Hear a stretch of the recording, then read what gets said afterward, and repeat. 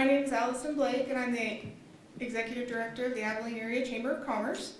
I'd like to thank you all for joining us this evening and allowing the Chamber to fulfill part of its mission, which is to keep our community members up to date on legislative issues and local government issues and the like. I'd like to thank our candidates for attending this evening and sharing their views with us, and our moderator this evening, Mr. Dennis Weiss of Eagle Communications. I'd also like to thank the Eisenhower staff for allowing us to hold this event in their beautiful facility and doing all the setup and all that for us. So we really appreciate their partnership in this. We'd also like to mention that Eagle Communications is recording this event, and it will air on Saturday, and there will be links on their website as well. So you can watch it on either Channel 2 or on the web. If you have friends and family that weren't able to attend, please let them know that. Just a couple of quick rules. We do encourage the crowd to hold their applause until the completion of the candidate's response. There won't be any questions from the audience during the event. The questions were submitted ahead of time and will be read by the moderator, but you're welcome to stay after and visit with the candidates after the forum's completed. Each candidate will be allowed a 1-minute introduction, and then they'll have a 2-minute initial response and then 1 minute for a follow-up response. As the speaker's time is kind of winding down, I'll hold up a yellow card to indicate that they have 15 seconds left, and when those 15 seconds are up, I'll hold up a red card to remind them to go ahead and wrap up their sentence and continuing on. We'll begin with the Dickinson County Memorial Hospital Board candidates, and then we'll go on to the school board candidates and then the city commission candidates. Again, thank you all for coming, and with that, I will turn it over to Mr. Weiss.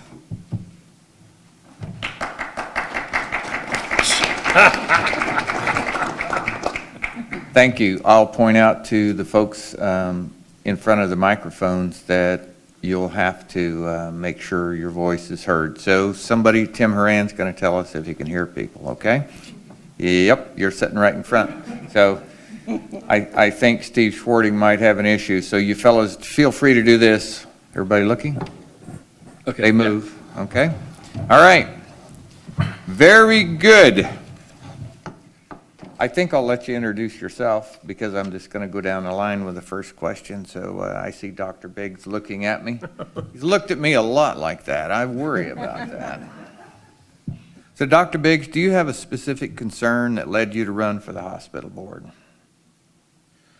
Actually, I ran the year or so after I retired and wanted to give back something to the community, and I figured the hospital and doctors and was something I knew about and could possibly help with the board.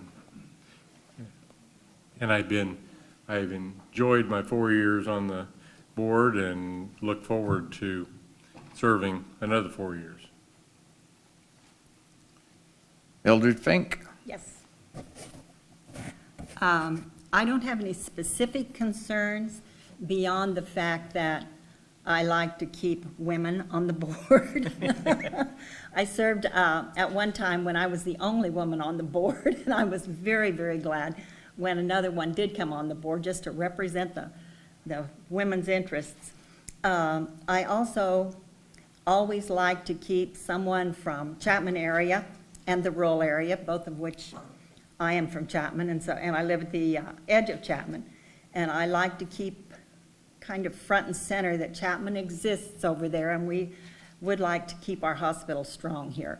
And that's my mostly the reason that I am running for the board is because I do believe in this hospital. I want it to stay open. I want it to stay healthy, financially stable, and be a good place for Abilene area people to come to get their health care. John Holtgren, same question. Okay, I'm much like Dr. Biggs. My interest in coming on the board was giving back to the community. I spent 8 years on the school board in doing that and got off several years ago. And I've been in healthcare for 35 years, and again, I felt like it's something that I knew something about. and thought this would be a good way to give back to the community that I lived in. I too am very concerned about, as most of you have heard or know, that, you know, healthcare in the country as well as in the state of Kansas in rural areas is really a difficult thing to maintain. And I think that we have a good facility, and I want to certainly do whatever I can to maintain that. So, Steve Schwarting. Hi, I'm Steve Schwarting. I've been on the board off and on for probably 20 years. I continue to serve on the board because I believe in the hospital. I believe in the facility that it is. It's really a solid critical access hospital in Kansas, and we strive to meet the needs of the community. And so I'd like to bring whatever input I can to the board and keep it going in the right direction. Okay, so now that nobody seized up during the first question, how would you like a minute to introduce yourself? Go ahead. You could start, Dr. Biggs. Like what? To introduce yourself. You're supposed to get a minute to do that, but I thought I'd get you talking first. I'm Dennis Biggs. I was a practicing family physician here for 37 years, retired almost 6 years ago. Raised a family here, think of Abilene as our home, and plan to stay here for a while. My tour director willing. Mildred? My mom named me Mildred, as you can see. Most people call me Millie Fink. I do live at the edge of Chapman. I have 6 children. I have 17 grandkids and 3 great-grandkids. That's about it. Been married 55, 6, or 7 years. They go quickly, you know, to my husband, George. So that's pretty much it. John? okay, John Holtgren. I'm currently the EMS Director and Health Department Director for Dickinson County. Been here for going on 23 years. We reside south of Chapman, east of Enterprise. We recently, in the last couple of years, became officially empty nesters, me and my wife. I have 3 grown boys, and that's what I can say. Mr. Schwarting? Hi, I'm Steve Schwarting. I'm originally from Wabunsee County and still have a little bit of dirt under my fingernails. I've been harvesting Milo today, and I have a load to take to the elevator when I'm through here. We've been in town since '77. That's 42 years now. My wife's from Tucson, but she loves the small town atmosphere and the caring nature of Kansas people. We have 4 children, 10 grandchildren that we love dearly and spend as much time with them as we can. Okay, Mildred, I'm going to start with you on the second question. Okay. What issues would you like for the hospital to address in the immediate future? Well, I think the one that's been most in the papers lately and most on our minds as a board is the daycare center. And if I had a solution for that, I'll guarantee you we would have had that taken care of already. But I know that affects families. It affects more than just the children who are there. It affects their families and grandparents and so on down the line. How we're going to fix that yet, I can't really say. I don't know if it's going to take more money. I know it's going to take trained help. We'll just see how it goes. But right now, that's one of my primary concerns. Okay. John? One of the things I would like to see the hospital, they do a pretty good job, but I would like to see that continue and expand upon, and is the aspect of community health and looking at ways to improve the community's health as a whole. And whether that be, reaching out to various partners that partner with the hospital or have a hand in health of the community, and working together with those partners and strengthening healthcare as a whole for the county and for the people that Memorial Health System provides care for. And I think that is kind of the way that healthcare is going, as we see it moving more away from the acute, everybody just considering the hospital and looking at ways that can be branched out into community health and making sure that people are getting the right care in the community as a whole. Steve? I think the one issue that I continue to work hard with our administrative staff and stuff is to try to get the hospital to be consistently in the black. There are a tremendous number of factors that it's so complicated how reimbursement comes, the rules, the regulations, the programs this year, how it's changed next year, who's reviewing us a time after that. We've been really close this year in the black, but had a program that we thought was going to generate a significant amount of income for us that fell apart. And so we're making up for that in our budget, but not in our services and stuff. And I think we're headed in the right direction. We do add services as we feel the need in the community and as we can afford it, and kind of pick and choose what we do. And I think we offer tremendous services for a small rural health district. It's a hospital district in Kansas. Thank you. Dr. Biggs? Well, I share Millie's concern about the daycare center, the Learn and Grow.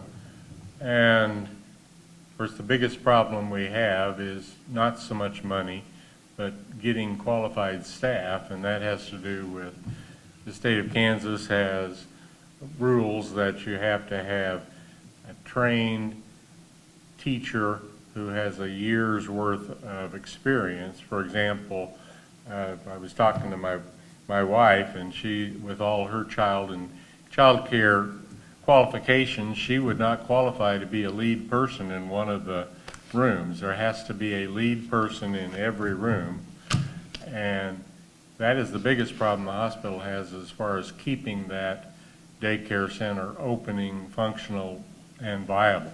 Jenny has done a wonderful job filling in, doing things. She's been cooking and everything else up there to try and keep it going, but we haven't solved the jumping through the hoops of the Kansas rules and regulations as far as who can be a team leader in that.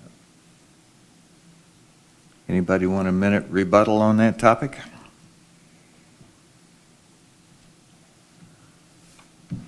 Okay, John, you're up next on the next question. What are your thoughts about Memorial Health System's standard of care?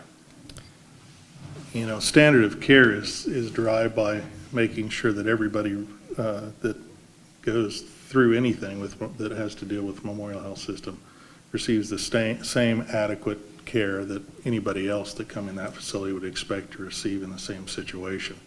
And I think overall, I think that the standard of care that I've experienced personally and that I experience on a pretty regular basis is that, you know, we are very lucky in Abilene to have a health system like Memorial Health System. They do an excellent job with the patients that I have seen, and the experiences I've had with Memorial Health System is excellent. Thank you. Steve? Ask a question again. Sure.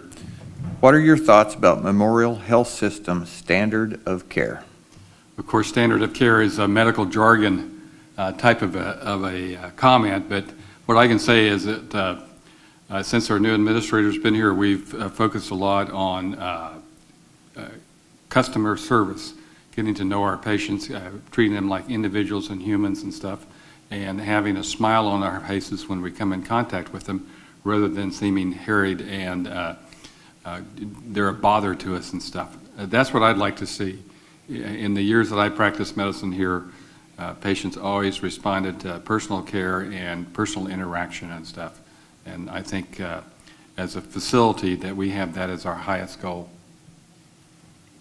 Dr. Biggs? When you say standard of care, it brings up the one job that I have in Topeka with CAMCO, which is a medical malpractice insurance company, and standard of care is the care that would be expected if you are a treating physician or treating a patient who's being treated anywhere in Kansas. That doesn't really fit because our standard of care at Memorial Hospital, I think, has been way above average for many, many years. I really like Dr. Schwarting's answer, and I think that the standard of care in our community hospital starts with the nurses, the physicians, the physician extenders, even the food service, the ambulance service, everybody treating people like human beings and patients, and I think we do. Millie? Well, I think as with anything, there's always an opportunity to improve. And that's something that is being looked at all of the time. I mean, we not only as a board look at those statistics pretty much every month, but whenever a concern comes to us and we share that back, we expect, and we usually always actually get some result so that people can come into the hospital and feel like it's home away from home. I think of an incident a few years ago when I had a medical emergency in the middle of the night, and I was doctoring in Junction City because my doctor had moved to Junction City. And in the middle of the night, my husband had to get me to the hospital, and he brought me to Abilene. And it was just like, you know, my head was in Abilene, even though my doctor and my hospital were in Junction City. I had been treated in Salina.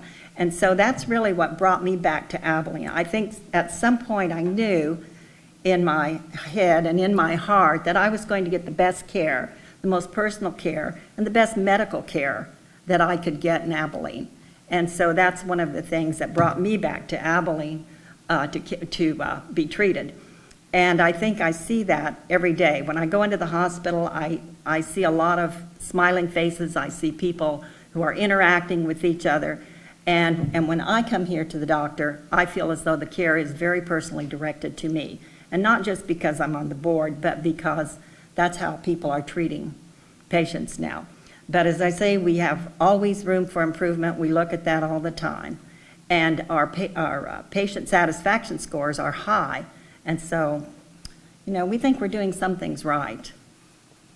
Harold, I'm compelled to ask, would you like us to cut that up into a commercial? It would work really well. Okay. You owe me. Steve, you have the first take on this question. What is your position on health care as a right, not a privilege? Throughout the decades I was in practice in the medical school, and even before, I've always felt that healthcare was something that everybody should be able to expect. And so I'm more on the side that it's a right, not a privilege. And the thing that I then compare it to societies, advanced societies around the world, and I see that our healthcare system costs at least twice as much as any of the European countries. The survival rates in the United States lower. The incidence of child or infant mortality is higher than those countries, and it costs so much in here in our country that I think as hospital and as healthcare providers, we're stuck at the mercy of large insurance companies, large drug companies that have, and large hospital systems that have a huge amount of influence in Congress, and the rules get passed and they come down to us, and we have to live by it. And we do a good job of living by it, but I think it could be a whole lot different if we accepted that people have this right for care. Thank you. Dr. Biggs. I believe that health care is definitely a right that everyone should have. The problem that I see and that the United States and also locally we're going to have to face is we can't afford everything we can do. And I don't want to be the one to ration that care and say, well, you get an MRI and you don't. But somewhere along the line, there's going to have to be some common sense rationing, if you will, so that the end-of-life care is not so terribly, terribly expensive. And those are tough ethical problems, and I'm not going to be here to solve them, and I think it's going to be a tough problem we're all going to have to face. Millie? I also believe that healthcare should be a right and not a privilege. It is a privilege now if you have health insurance, if you have money, then you're pretty much entitled. I have really good insurance. I don't have any money, but I have good insurance. The insurance company takes most of my money.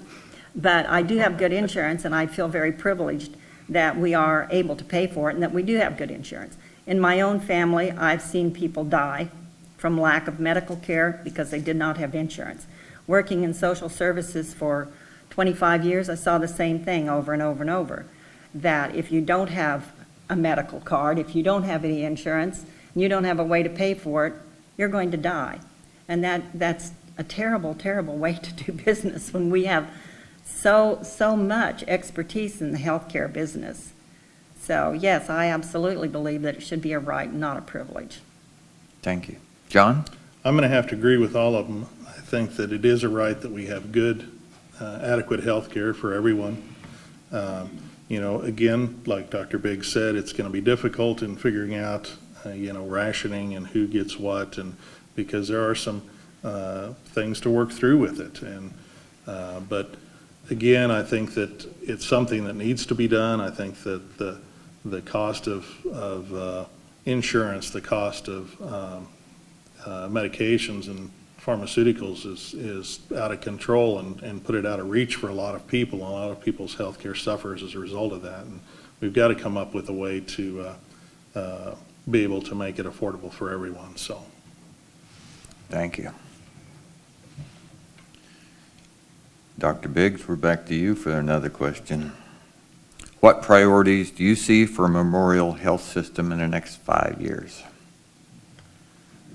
I think the biggest priority that's going to be, that we're going to continue to be faced with is finances, having creative ways to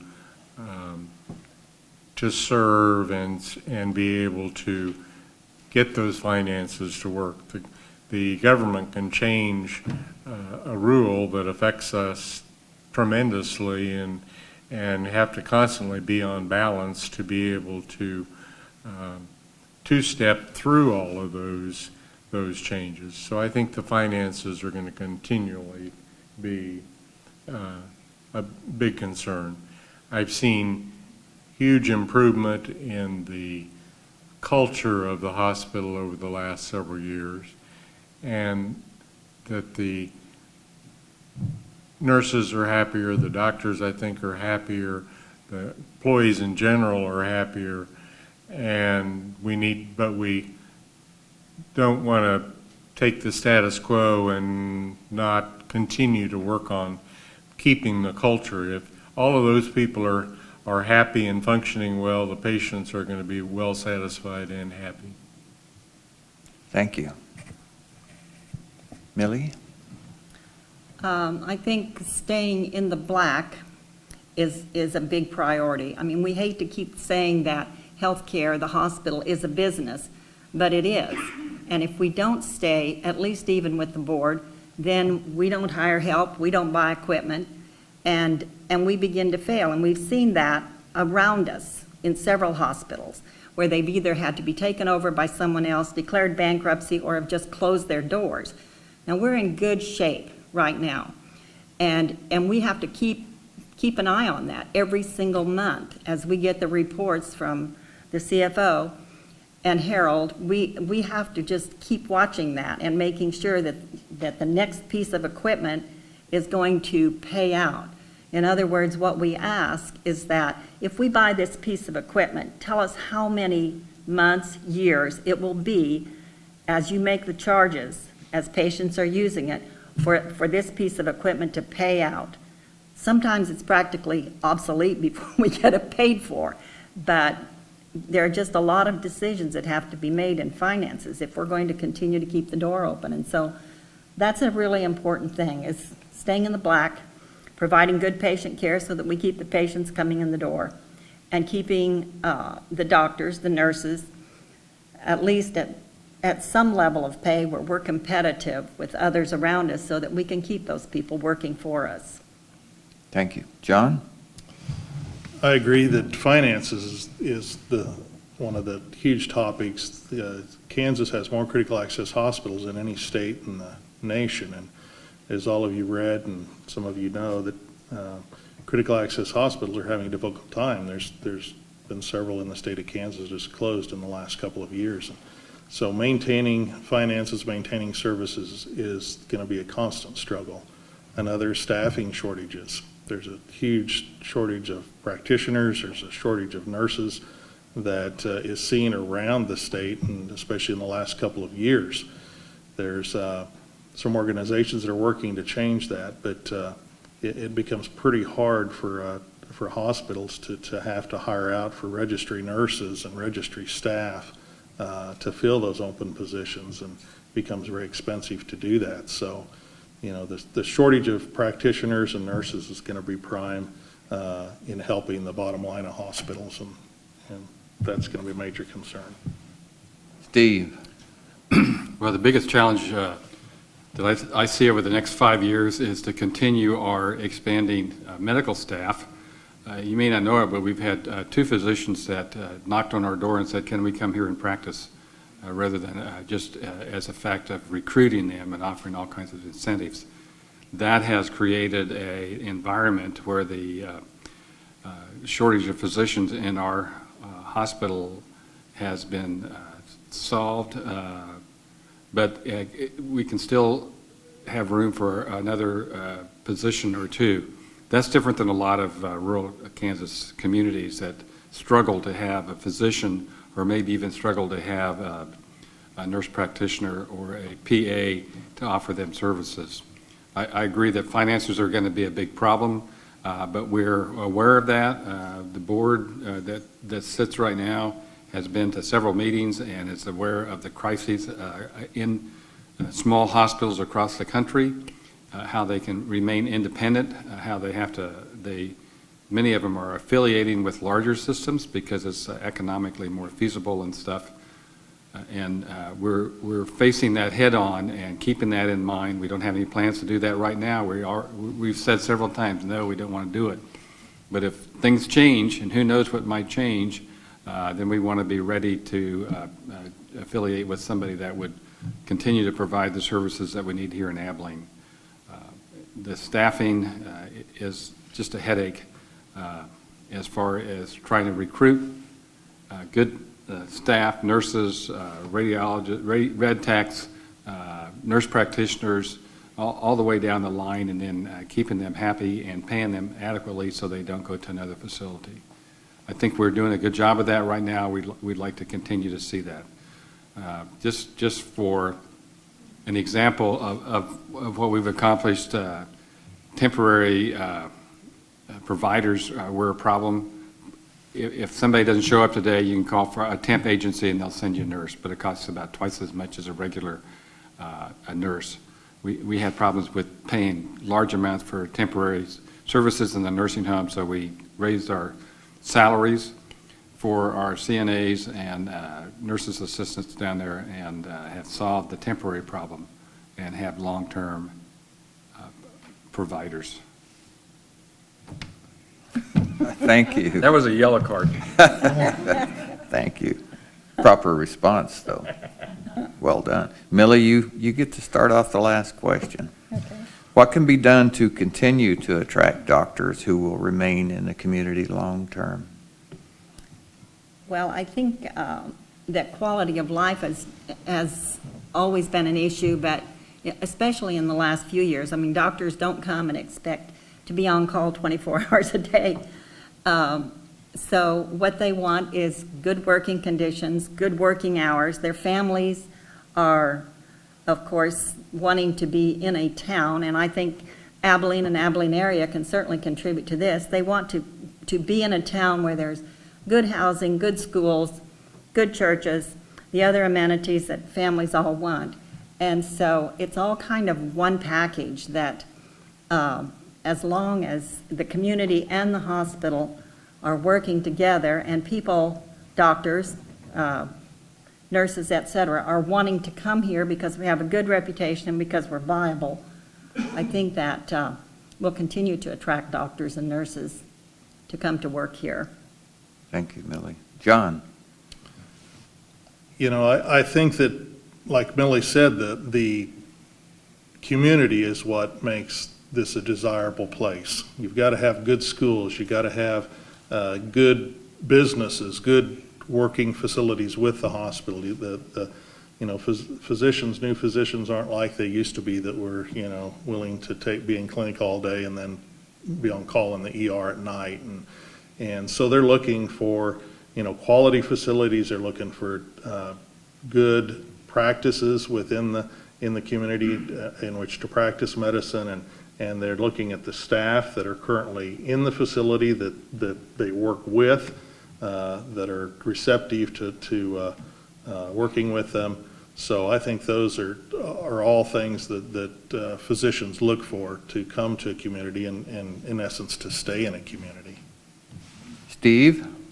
Yeah, I agree with that. I think the requirements for a good hospital anymore includes the physicians, and like I said earlier, we've been fortunate to have medical staff of physicians that has helped recruit and bring in new practitioners, new younger practitioners and stuff.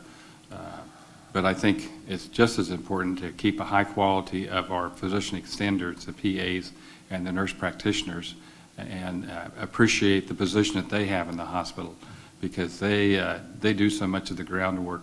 When I showed up at the emergency room this winter, in the middle of the afternoon, there were nurse practitioners that took care of me and got me to the right place in a short period of time. We extend that safety net with a electronic system that allows us to, has a camera on you, and it goes to a place in South Dakota where there's always a physician that's given us a second opinion on what should be done and where it should be done and stuff. And I think that's part of the progressiveness of the hospital, recognizing that there are people beyond here that can give us advice and stuff, and they're standing ready to do that all the time. Do I get a yellow card? We'll give you one if you want. Go ahead and show it to him. He kind of liked it. Didn't get a red at least. Didn't get a red one. Dr. Biggs, you got to finish this off. Well, I certainly think it is the entire package. The physicians that are here have been instrumental in getting some of the new docs that we have to come. Those folks are also going to be instrumental in bringing new people. And we're kind of at the place where we're also can be a little more picky, and we can look for folks who we can see are going to fit into Abilene Memorial, and how they're going to work.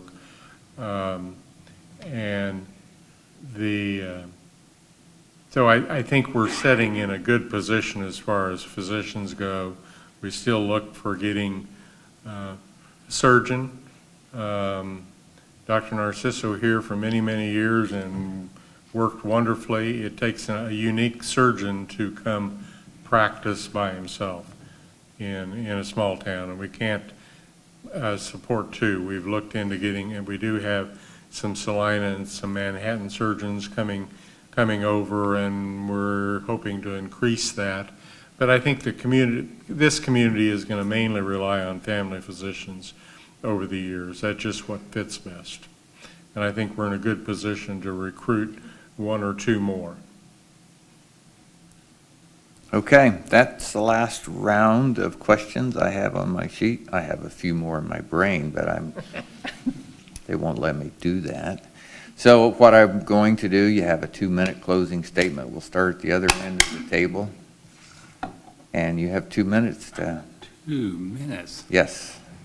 Tell us what you think. In summary, what I'd like to say is I've enjoyed being on the board, being in the position with the board activities of going to the meetings, finding out what other hospitals are doing around the nation, and then helping choose the best kinds of ways that we can keep up with current administrative tools.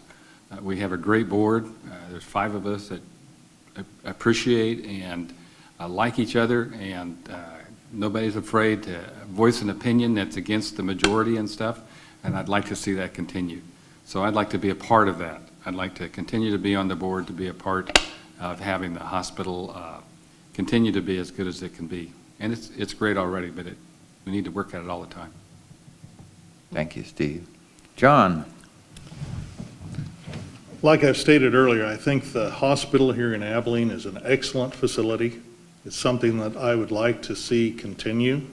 I would like to have the opportunity to help that happen and to keep up and making sure that, you know, the finances are there and that this does remain a viable community access hospital for this part of the state. And again, I think it's excellent in what it provides at this point, but I think that you certainly got to be open to watching what healthcare as a whole does and keeping up with the challenges that provides.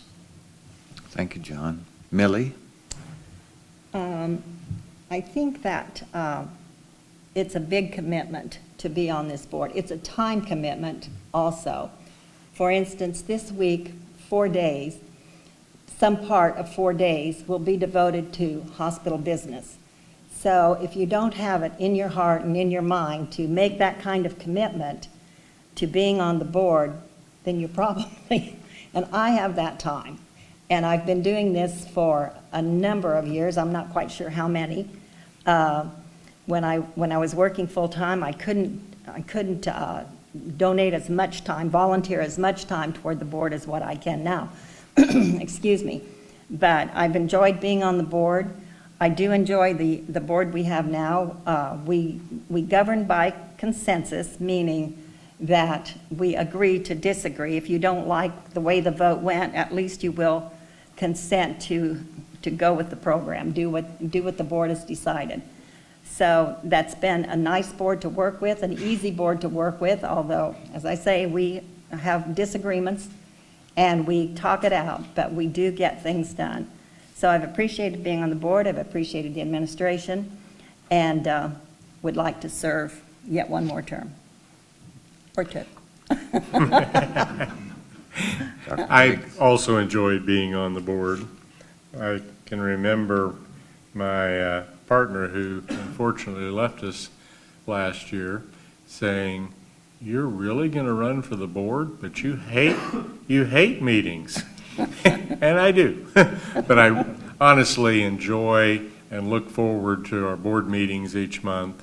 And it's been a great group to work with. It's been a great working with the executive staff.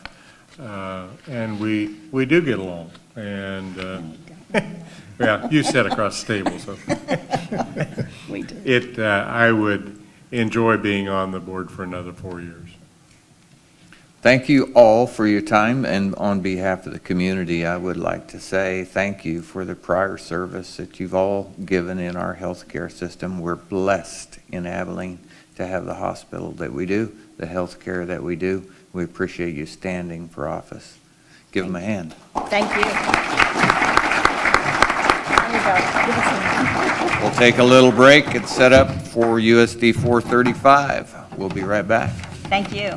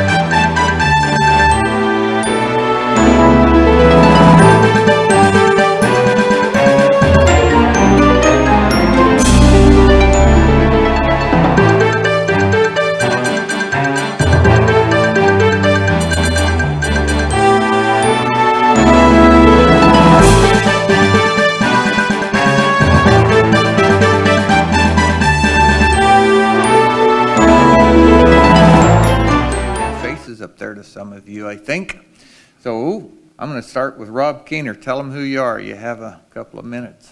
My name's Robert Keener. I've been in Abilene for a little over 14 years now. I'm originally from Derby.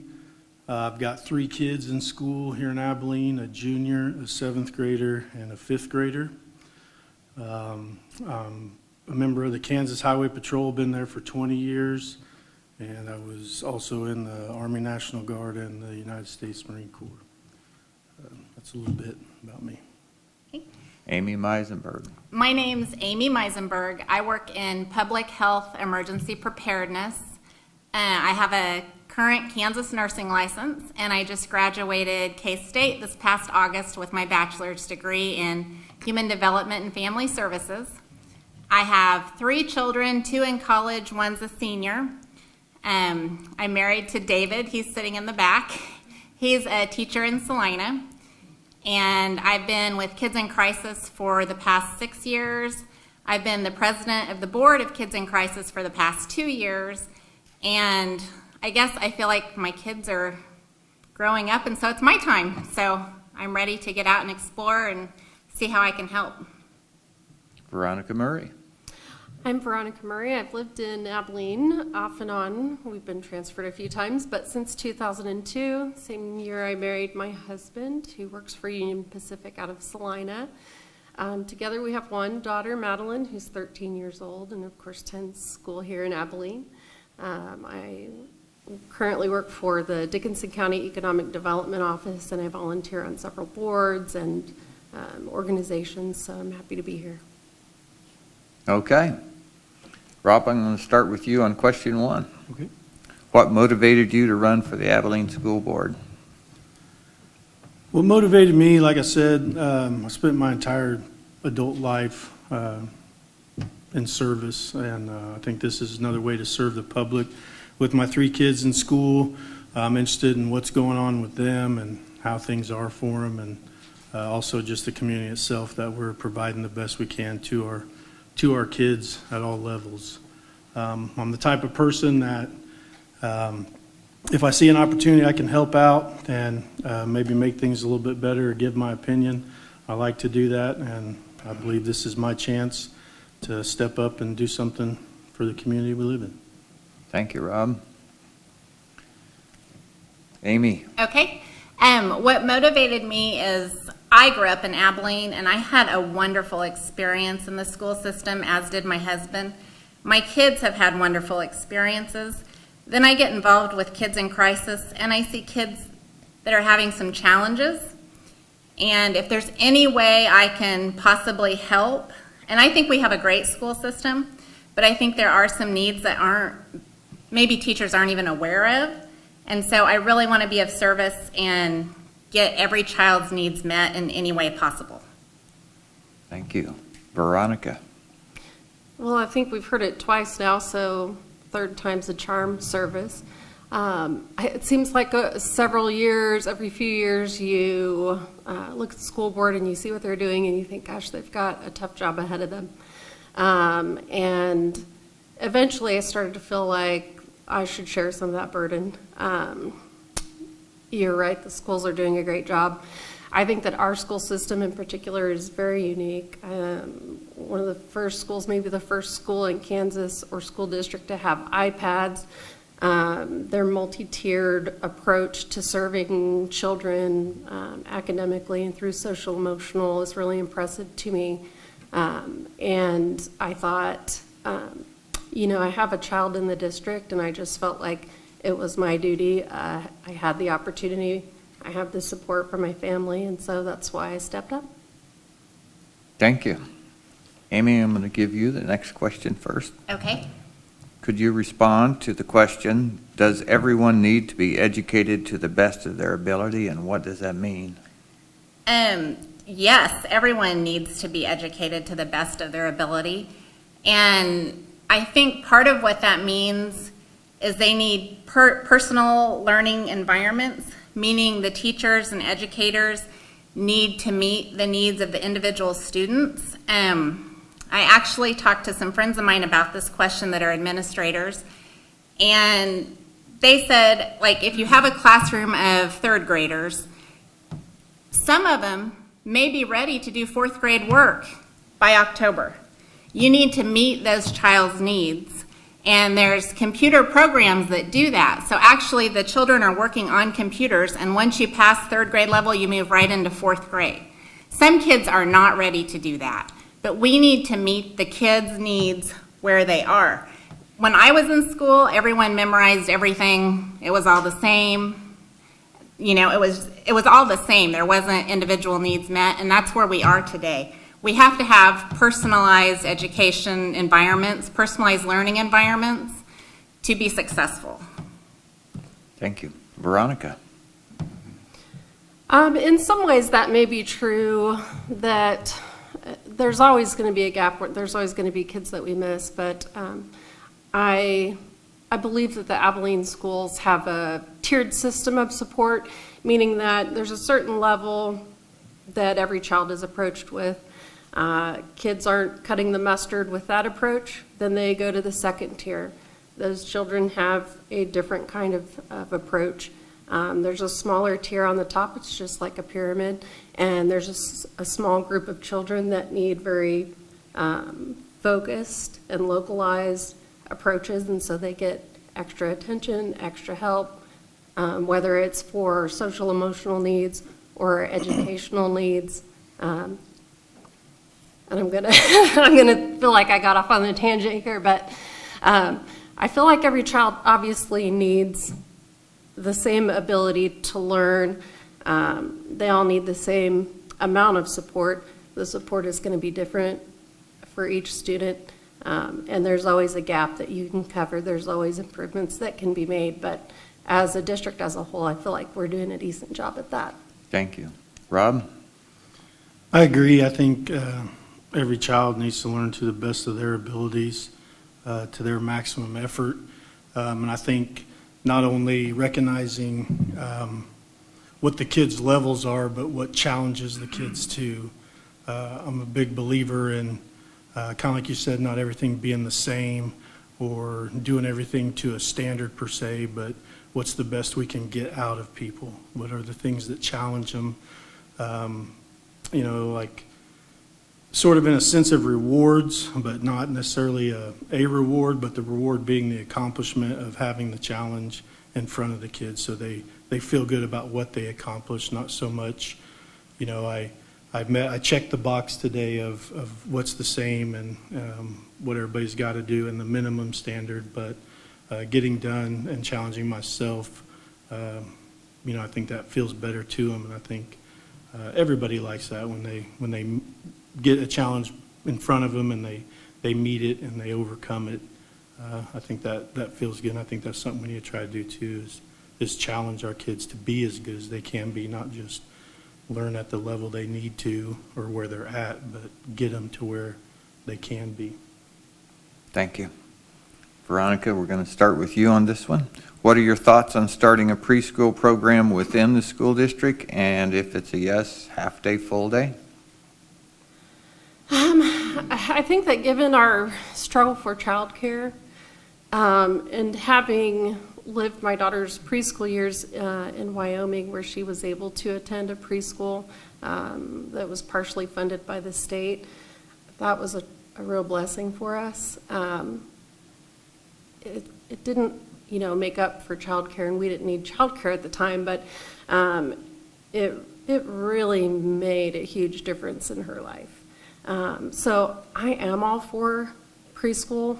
I like the idea of the school having a preschool program, simply because there are interventions that need to be made in children early on in life. There are issues or differences or places where children get behind, and as parents we may not be aware of it, or you ask your family or your friend or your physician and say, hey, is this normal? And you may hear, oh, well, it's something that they'll grow out of, or don't put too much weight in that, or you're just being an overprotective parent.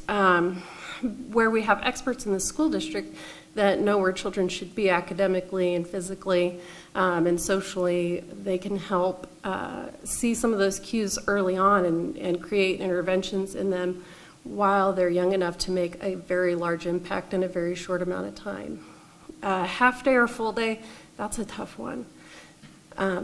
You know, I would really have to, I struggled all week since we kind of got some of the questions ahead of time to look up some information about whether full day was really possible for children that are 6 and under. And I think that's really going to depend on where we're headed as a country. So. Thank you. Rob Keener. Excuse me. I agree. I think preschool would be good. I think the district being involved would be a good thing just for communication between the two, like Veronica said. So, again, everybody understands and is on the same page of where the kids need to be to prepare them for kindergarten and moving up as they progress. I also agree. I don't think it should, or really obviously designed to be a replacement for childcare as much as it is as an environment to start preparing them for school.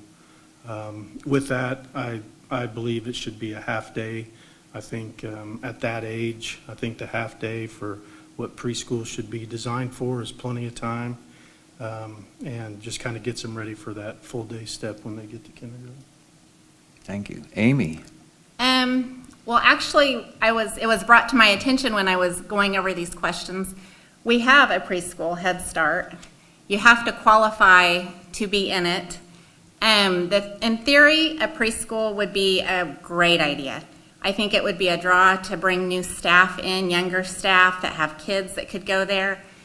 I think it opens a lot of questions. How's it going to be funded? Where is it going to be? How are we going to screen kids that get in? Liability. I think in theory it works. In theory, if it was up to me personally, I'd be like, yes, let's do all day preschool. Let's give these kids, everyone a head start. I think there's a lot of questions, though, surrounding that question that have to be answered before you can just say, yes, I agree with it, or no, I don't.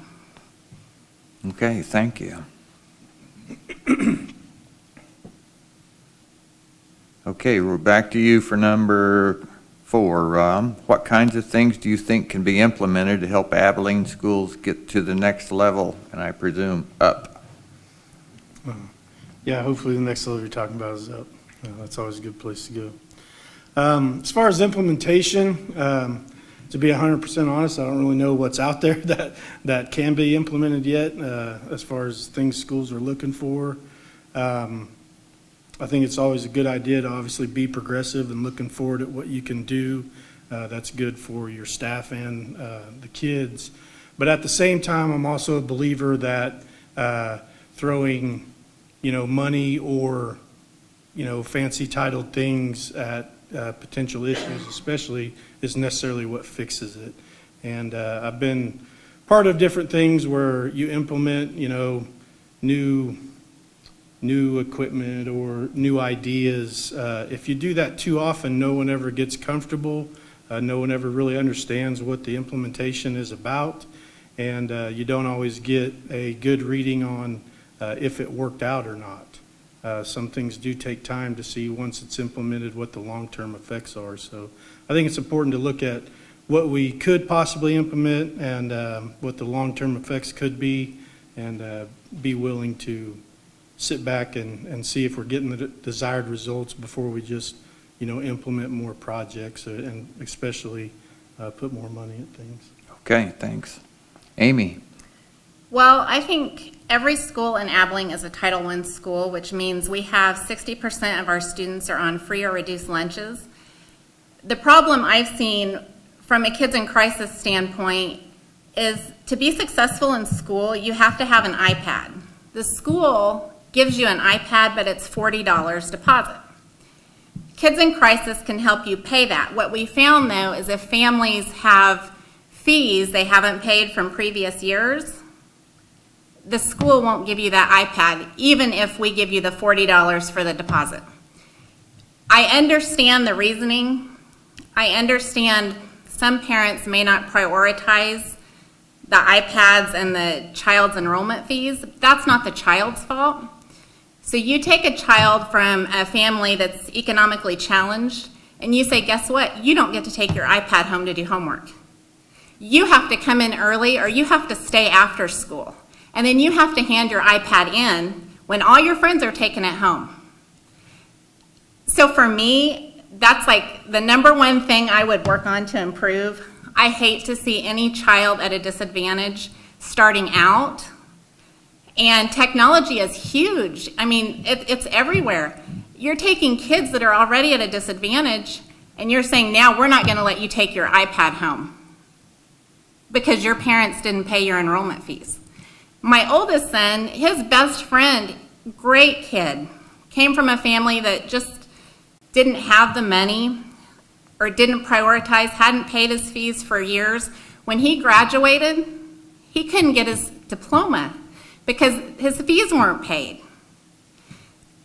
How do you get a job if you don't have a diploma to pay those fees? So fortunately, someone paid those fees for him, but it was a personal thing. And this person is now in law enforcement and very successful. But he had that little help. So I'm saying that's what I would change. Every kid needs to have the same opportunity. Veronica. Well, that is a great point. You know, as far as implementation of new programming, I think that our whole goal is to make sure that children are stepping foot out of 12th grade with their diploma in hand, ready to take care of themselves and be the type of person that's contributing something, whether they know it in their heart, whether it's out in the community, whether it's through work, whether that's through their family. I think that every child needs an opportunity to be the best person that they can be, and part of that is exposure. I would like to see our schools exposing children to more businesses, to more experiences. They have teachers, faculty, staff have so much on their plate. Teaching now, my dad was a teacher. Teaching today is not at all like it was 30 years ago. Teachers are tasked with things that they would have never imagined they'd be doing 30 years ago. Look at what happened in the high school in Oregon this week with the coach. My dad would have never thought that he would have ever had to do that. And luckily it turned out well. But I would just like to see our teachers getting a little more support in whatever we implement, that we're not bogging them down so that they're going home overly exhausted and have nothing left to give at home. So. Thank you. Amy, you get the last question that's on the sheet. You ready? I am ready. What do you feel the implications are from the Supreme Court decision regarding public educational funding?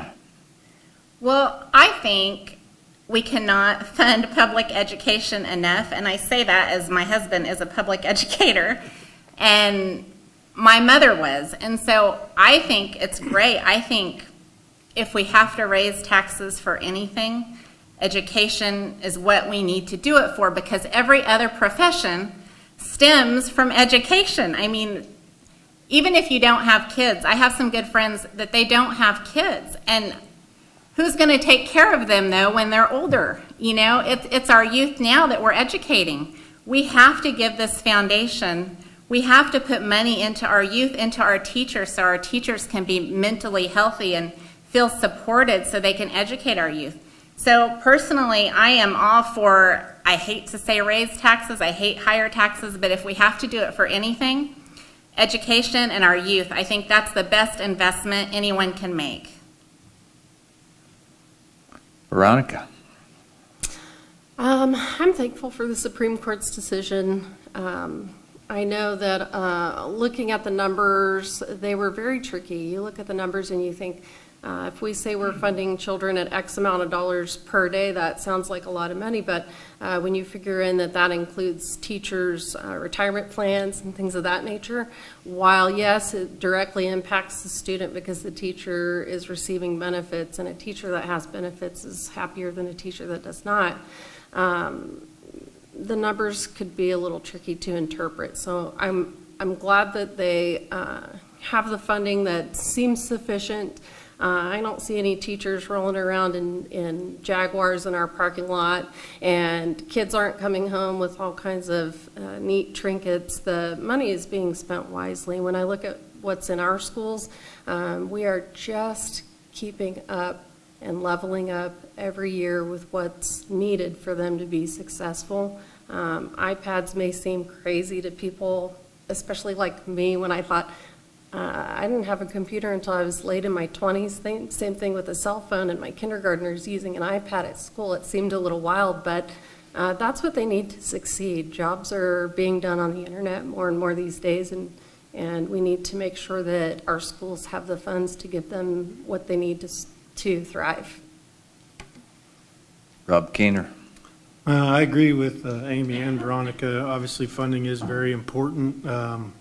A big part of the state's budget goes to education for obvious reasons.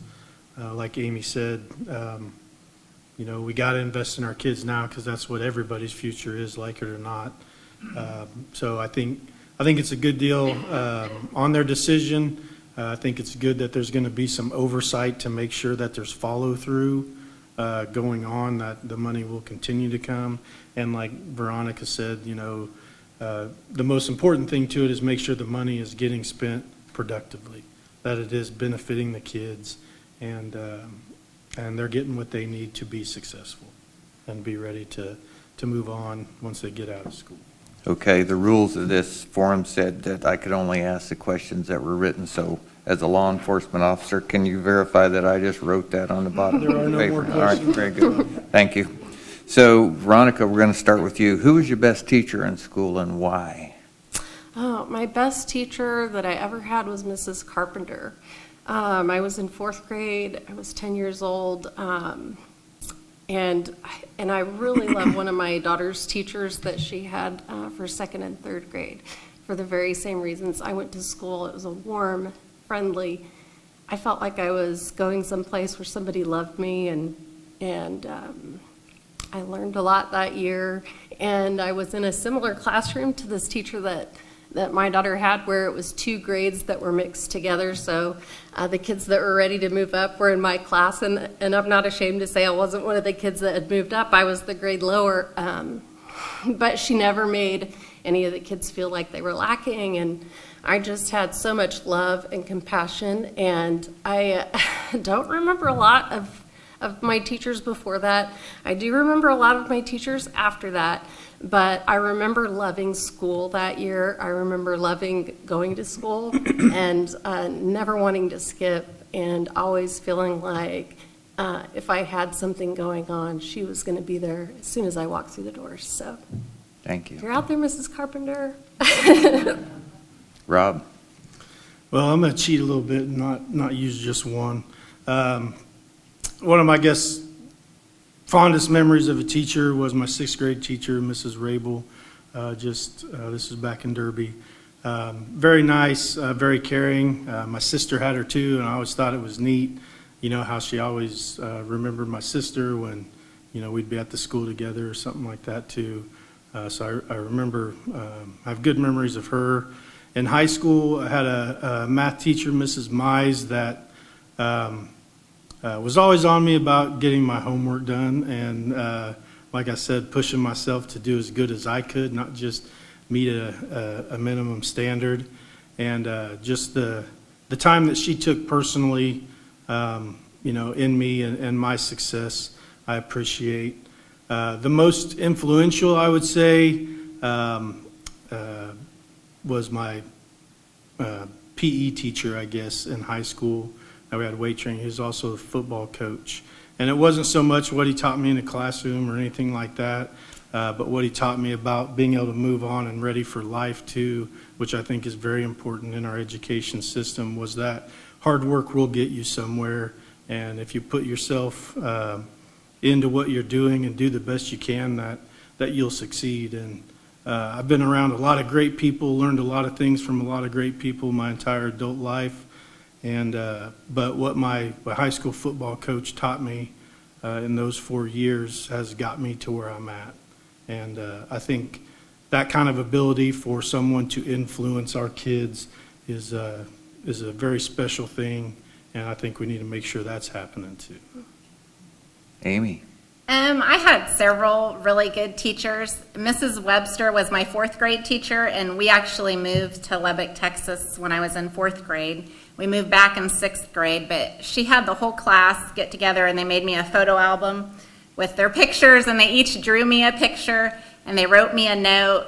And it was really kind of neat because David Elliott, who's a plumber here in town, was at our house fixing our plumbing, and I pulled that out and I'm like, hey, you remember this picture and this letter you know, with the picture he drew me, and I gave it to him, and he's like, I can't believe you still have that. And so that was really a neat memory. She really made me feel special about having to move. And then in high school, I always remember Mrs. Haas. She always told me I did not live up to my potential. That was like a daily thing, and I think, I heard that from my mom at home, so it was just familiar. And so, but I just had a wonderful experience in Abilene. All the teachers, I always felt good, and then my kids, they always had really good experiences and good teachers. And so I have nothing but good to say about the Abilene school system. Thank you. Thank you very much. We have 2-minute closing. Start off with you, Mr. Rob Keener. I don't really have much to finish with. I just appreciate the opportunity. I'm looking forward to the opportunity to serve on the school board and the challenges that are with it, and hope to do a lot of good things for our community, for our schools, and our kids. Thank you.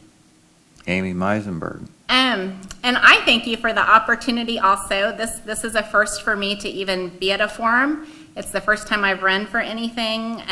Kids have a special place in my heart. I was school nurse at Solomon USD 393 for 3 years. I absolutely loved it. It was just the most rewarding job ever. Kids in Crisis has been wonderful to be a part of, and we are always looking for new volunteers if anyone ever wants to volunteer. And kids are kind of just where my heart is. I want to see them succeed. I don't want to see anyone be singled out because of lack of income or their parents just have different priorities. I'd like everyone to have the same opportunity, and I just look forward to serving. Thank you. Veronica Murray. My daughter has been in Abilene school system since kindergarten, and I was fortunate, and I'm still fortunate, to be able to be active in her education, whether that's volunteering at the school for reading programs when they were in kindergarten and first grade, or math for second and third grade, some of the middle school, after school programs, just being at the football games and serving hot dogs, being able to spend time with the faculty and the staff and getting to know some of the children and some of the current school board. And obviously you've heard it here tonight, there's a large group of people that are supporting our children, and I think that this new turnover of school board members will be nothing less than spectacular, and I appreciate the support. Thank all three of you for standing for election, for coming tonight to the forum. We appreciate it. Good luck to all. Give them a hand, please. We'll take a quick break. We'll set up for the city council. Be right back.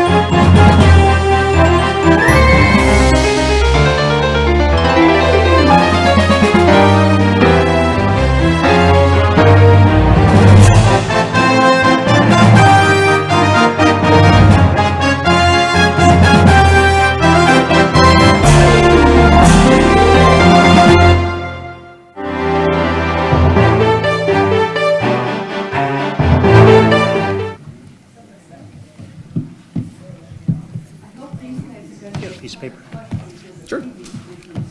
I just read the sheet. I just read the sheet.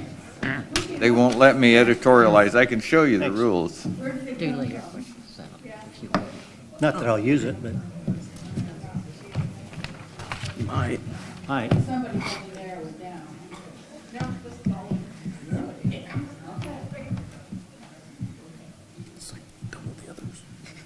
One, two, three, four. Four heads, four signs. Must mean they're here.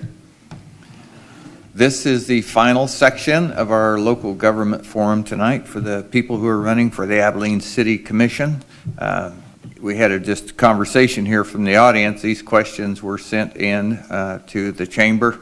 They put them on a sheet, and I'm standing here reading them. I'm trying to resist the urge to add a few. This may be where I give in. I'm tired, my back hurts, so you guys may get one. Another question. How many openings are there? Three. Okay, so here's how it goes. Candidates, you're going to have a minute to introduce yourself, and then I'll start on the questions. And since Phil's sitting next to me, I'll let him start. My name is Phil Hamilton. I've lived here for 5 years with my wife, Joanne. We've lived in sort of destination towns. We really, really enjoy Abilene a lot. My background, destination towns, what I mean by that is I lived in Sarasota, Fort Lauderdale, Boulder, Colorado, places like that, and I really, really like Abilene a bunch. My background, I'm an architect. I'm into planning, the design focus, traditional neighborhood design. I've got tons of experience in drawing, designing, and illustrating the things that look exactly like Abilene does right now. So anyway, that's what I am and who I am. Thanks. Thanks for the opportunity, by the way. Thank you, Phil. Dee Marshall. Thank you, Dennis. I'm Dee Marshall. My husband and I moved to this community in 1977 by choice. It wasn't a transfer. We chose this town. We raised our children here. We have 3 grown children, 6 grandchildren, 4 of whom are pretty much grown. The other 2 are almost there. And the most beautiful great-grandson anyone ever had. I have a very strong financial background. I have a bachelor's of science with majors in accounting and business administration, and I have a master's of business administration with a concentration in finance. My husband and I ran a trucking company for 45 years. Of course, I did all the accounting for that. And I worked for the Department of Corrections, where I was the head of the business department, but my main responsibility was writing and administering a $29 million budget for one of my funds. I had 5 other funds that I had to do. I love this town and love helping people. Thank you. Thank you. Brendan Ryan. Yes, as he said, my name is Brandon Ryan. I am a native of Abilene. This is my hometown. It's my favorite place to ever be. So basically, I like to say that I was smart enough to only leave for 4 years. I made it 45 minutes away to K-State and then came right back. During that time away, I really realized what I was missing in Abilene, and I think it took me that opportunity to go away for a little bit to realize what exactly we have here and how special it is. I graduated from K-State with a degree in agricultural economics, which I like to call it a good old Kansas economics degree, basically. I just really want to give back to the community that gave me everything, that made me the person I am today. I have been so grateful for this town. And immediately right when I came back, my first goal was just to get involved and get active in the community through civic groups, member of the Abilene Rotary Club, treasurer of the Abilene Elks Club, and just try to get my hands on anything that people will let me.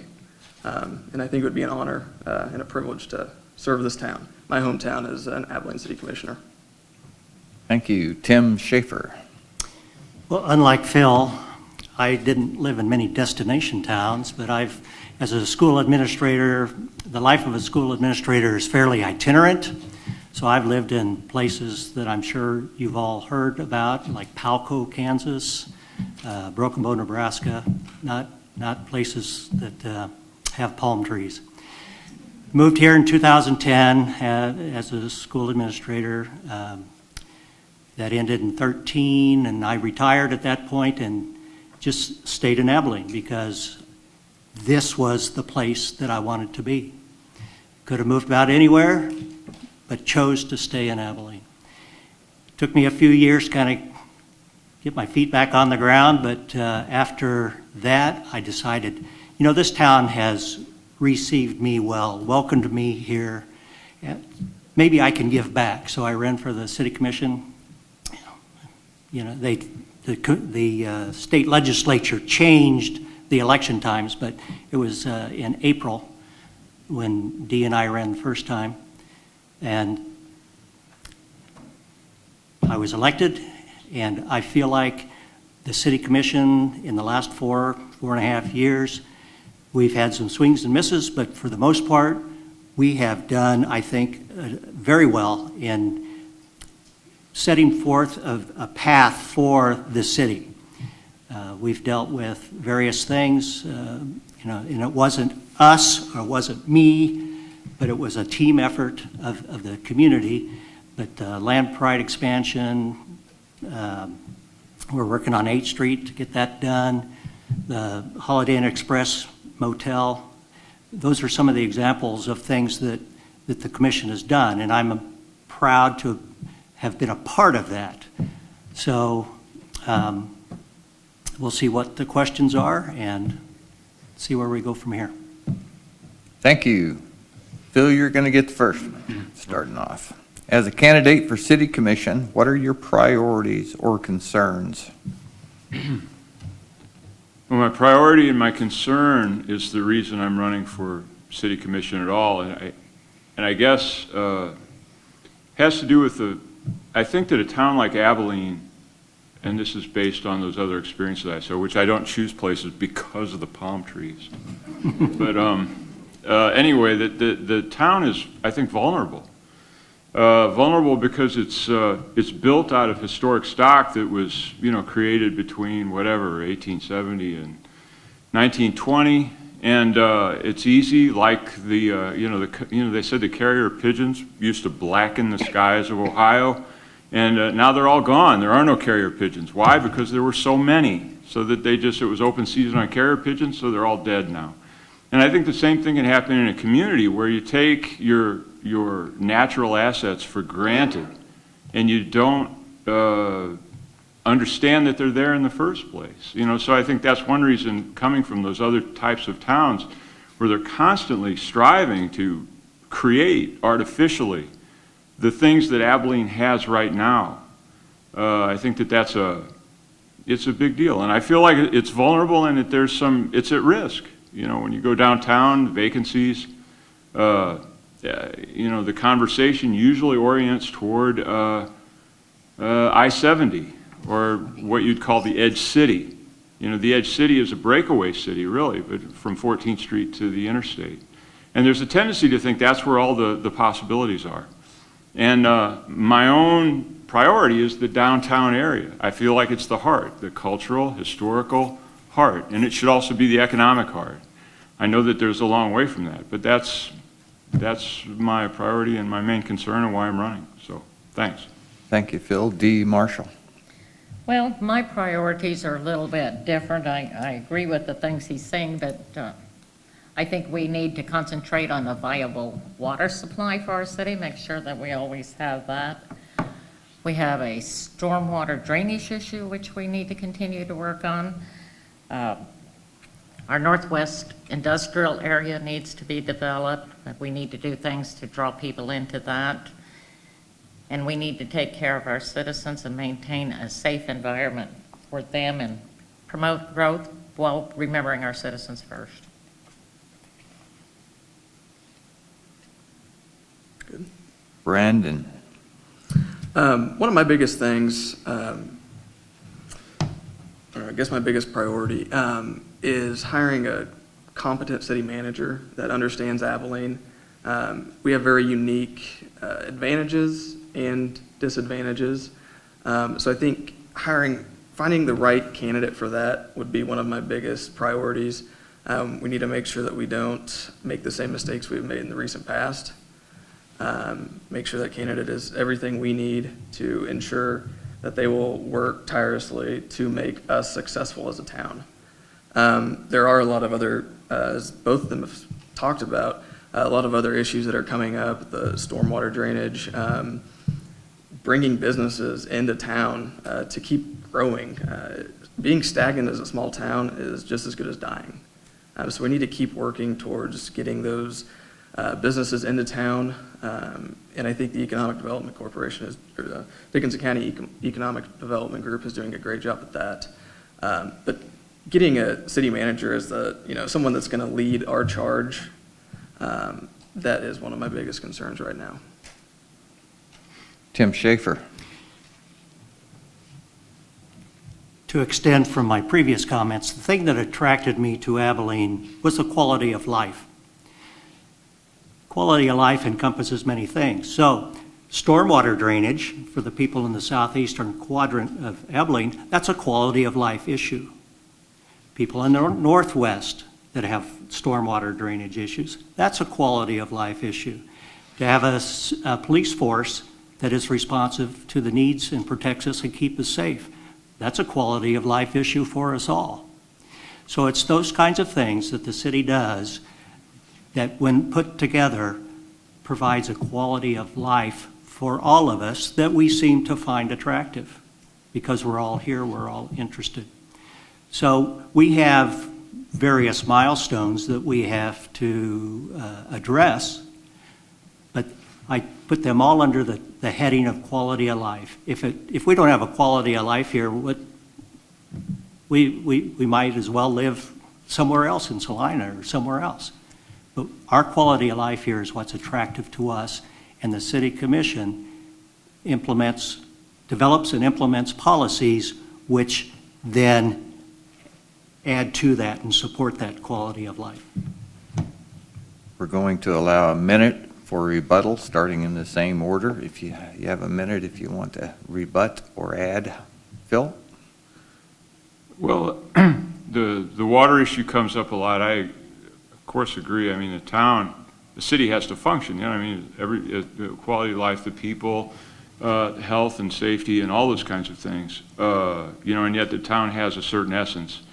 And let's say water issues or certain kinds of financial issues can't lead the conversation about what a town is or what it should be. I know that from my own house, if I got quotes on my house, it's a matter of money and practical response. For all these practical issues, somebody's going to say, well, you should jack up your whole foundation and replace the whole thing. It's going to be $150,000. And somebody else is going to say, pile up dirt around the edge. And we're going to have, two radically different quotes. I think that's the detail issue that I like to be involved in, because I think sometimes we look at big dollars and consultants and when they're not necessary. So. Thank you. D. Marshall, 1 minute. I agree. This is, everything we do as commissioners is about the quality of life in Abilene and protecting our citizens. We have to take care of the citizens first. They're what make up this community. I like all of the pretty things that make downtown very nice, and that's wonderful. We have organizations that are working on that, and we support them in every way we possibly can. But our responsibility as commissioners is to make sure we take care of our citizens first. Brandon, 1 minute. I would agree with that as well. I think we do need to take care of our own first. And I think we need to really understand what the City Commission's role is. A lot of these beautification projects should not stem from the City Commission itself. There are private groups that are doing that. So I think the basic quality of life issues we should be looking at, but sometimes we get on different tangents, and I think we need to understand that that's not necessarily the City Commission's role. 1 minute, Mr. Schaefer. I have nothing to add. Okay, thank you. Dee, you'll start off the next question. What is your vision for Abilene's future? I would like to see a viable downtown, something to attract the tourists that come through this town every weekend, all year long. The tourists are coming up and down, and they tend to just bypass downtown.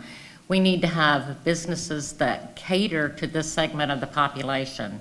Nice little artisan shops, green spaces, eateries, anything we can to trap that dollar into our community. I'd like to see reasonable growth. I'd like to see the Northwest Industrial Park take off in some way.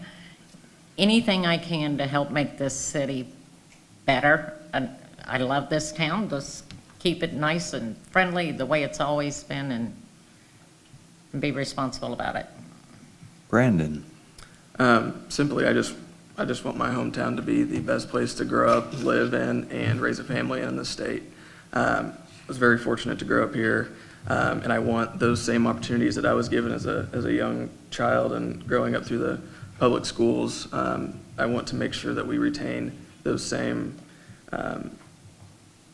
functions in the city, and make sure that every kid has the exact same chance that I had growing up, because it truly was 1 in a million, and I feel very blessed to have grown up here. Tim Schaefer, 1 minute. Is it the vision for the commission or the vision for the city? City. What is your vision for Abilene's future? Oh. Well, I would go back to quality of life. I'm going to beat this all night long. Quality of life is what keeps us here. What I think the people that move here, by and large, come here because of our quality of life. So we have to maintain, improve upon the things that we do in the commission that then enhance that. Certainly not detract from it in any way, but support it and enhance our quality of life, because that's what Abilene is. Phil? Dee said it extremely well. In order to get to a vital vision for the downtown, it has to be prioritized. So the way to prioritize in terms of a vision, ask about what my vision is for the future. I would say that to vitalize the downtown as the heart of the city, in order to accomplish that, there has to be some sort of understanding of the edge city between 14th Street and the interstate. It has to be a conduit that takes people from the interstate into the city. Right now, it's acting as an insulator against the downtown. Eisenhower Center is not necessarily attracting people into the downtown. So these are concerns about the development of the downtown, so that you can eliminate some of the vacancies and make it attractive. And I have some lots of pet projects that I would do in terms of gateway at the front, at the north end, gateway at the south end. I'll probably draw this stuff up, whether, because I'm an artist, I'll probably draw it up whether I got on the city commission or not. And some connecting greens that make the downtown more cohesive. I agree with all the functional aspects of the town, but the vitality, I think, will spill out and make those things more doable, more realistic, and more likely if you have vitality. There's people living downtown, functioning, spending money downtown, and these aren't people that work in one of the warehouses or something like that. They're going to be people that come into town that don't need Abilene's money, like me. I work on my own. I have clients elsewhere, and there's a lot of people like me. So thank you. We have 1 minute rebuttals available, same order that we took the questions. So Dee, you have an opportunity at a 1 minute rebuttal. I don't think I have anything to add to that, guys. Okay. Thank you. Brandon? I don't believe I do either. Tim? No, sir. Phil? No, I'm good with Okay, next question. This one goes to Brandon. What can Abilene do to help with the immediate need for more child care providers? It's a very hot button issue right now. I think there's quite a few people in the room that have been dealing with that, whether it be on boards or through their own children needing to have child care. Having an econ background, if you increase demand, supply will come. I think that there will be more people that are opening up daycares in their homes. I know the state regulations are extremely burdensome. And I think that this actually gives some places in town that are also or already established, the ACLC, Abilene Child Care Learning Center, to expand.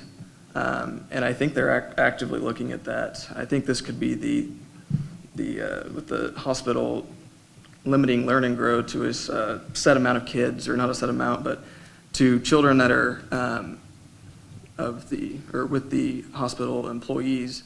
I think that would be an avenue that would bring supply up, because there is such a need for it right now.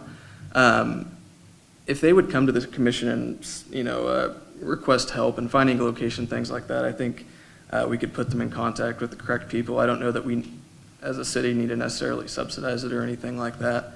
I think that kind of opens up a can of worms, but basic economics, demand has increased exponentially recently. Supply is going to follow. Tim Schaefer. Talking about quality of life, childcare. The city is not a barrier to childcare.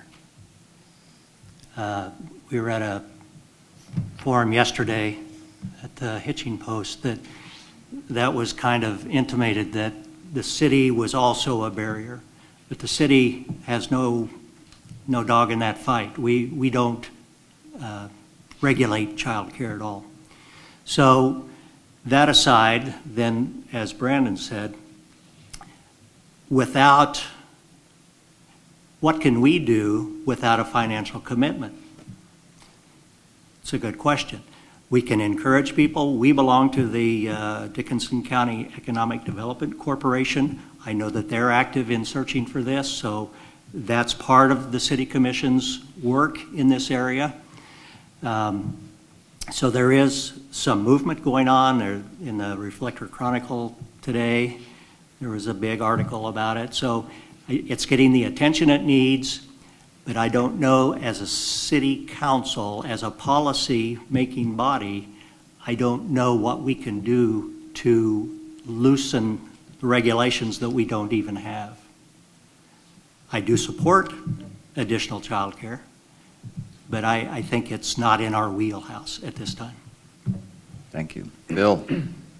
Childcare, I don't know. I have to go back to what I would do if I needed childcare at this point. It's extended family, it's through church, or it's through more intimate relationships in the community, sort of less formal. In terms of if I needed an immediate answer, I can only answer from my own sort of, autobiography. So, I would have to do a lot of research to find out the institutional response or the regulatory problems or anything like that. I asked my brother, who is in the Planning Commission, I said, Tim, what would you do about child care? And he said, eliminate, what was it? Conditional use permits. Eliminate conditional use permit for facilities that handle under 10 children. And I got shot down yesterday for saying that. So I don't know. I'd have to study it.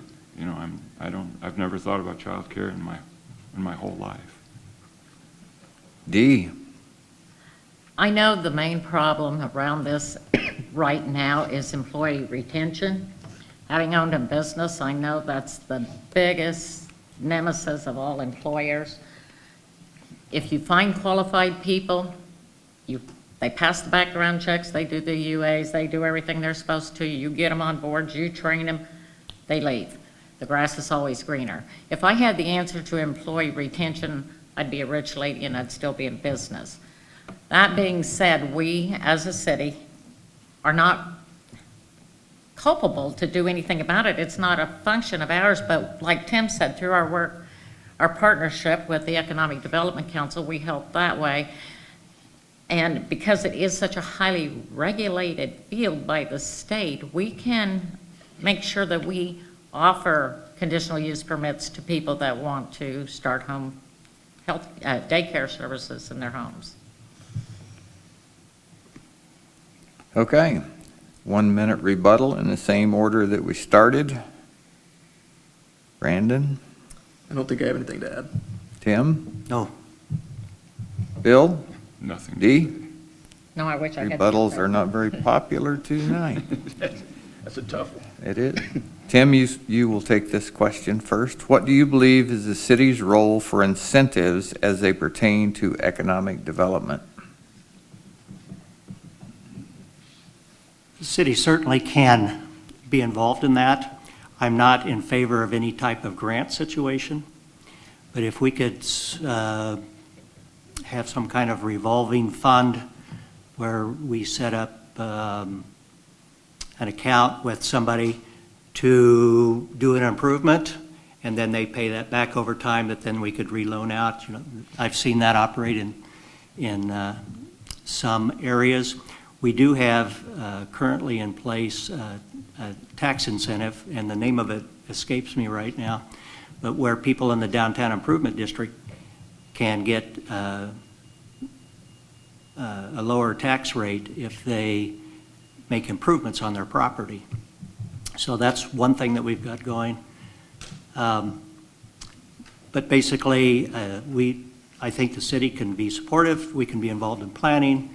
We have a very capable staff at the city offices that can assist in that area, give guidance. But I would not be in favor of any grant and aid in just a gift. Thank you. Phil? Well, my first thought on it is that the city itself ideally is the incentive. You know, I mean, and I think it is. The city itself is my incentive for being here. I like it. It's beautiful. The people are extremely friendly. And anything that enhances that basic, native, you know, attractiveness of the place, I think is the best incentive. Beyond that, in terms of taxes or breaks or new roads that you offer somebody, or, you know, whatever it is that you do, I think that there should be some conversation about what is going to be returned to the town to, again, enforce and amplify what the city understands as its natural attractiveness, or its natural, you know, the city as an incentive. In other words, whoever you help out, there should be an in-kind aid or amplification of the quality of life in the city. And it shouldn't just be a giveaway for 10 years, let's say. That's. Dee?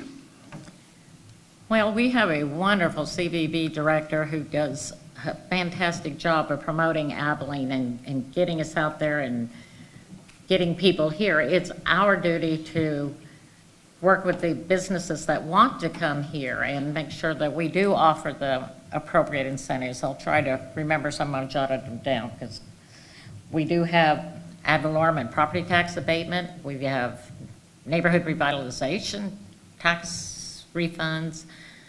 We have industrial revenue bonds. We have all sorts of incentive in place to bringing businesses to Abilene.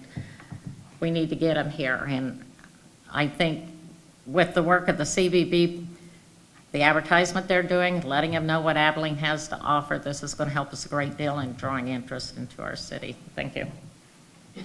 Brandon? I think that these tax incentives can, in some very certain situations, be helpful, but I don't think that anyone that comes to the table, we should just throw this at them. We have to be very careful in making sure that we don't get burned, and that we spend these taxpayer dollars to bring companies in. Sign of first thing going wrong, they head for the hills. You know, businesses that have no loyalty to our town. We just have to be very careful about that, and we also need to make sure anything that we are giving these incentives to, we're going to get a positive return on investment, ROI.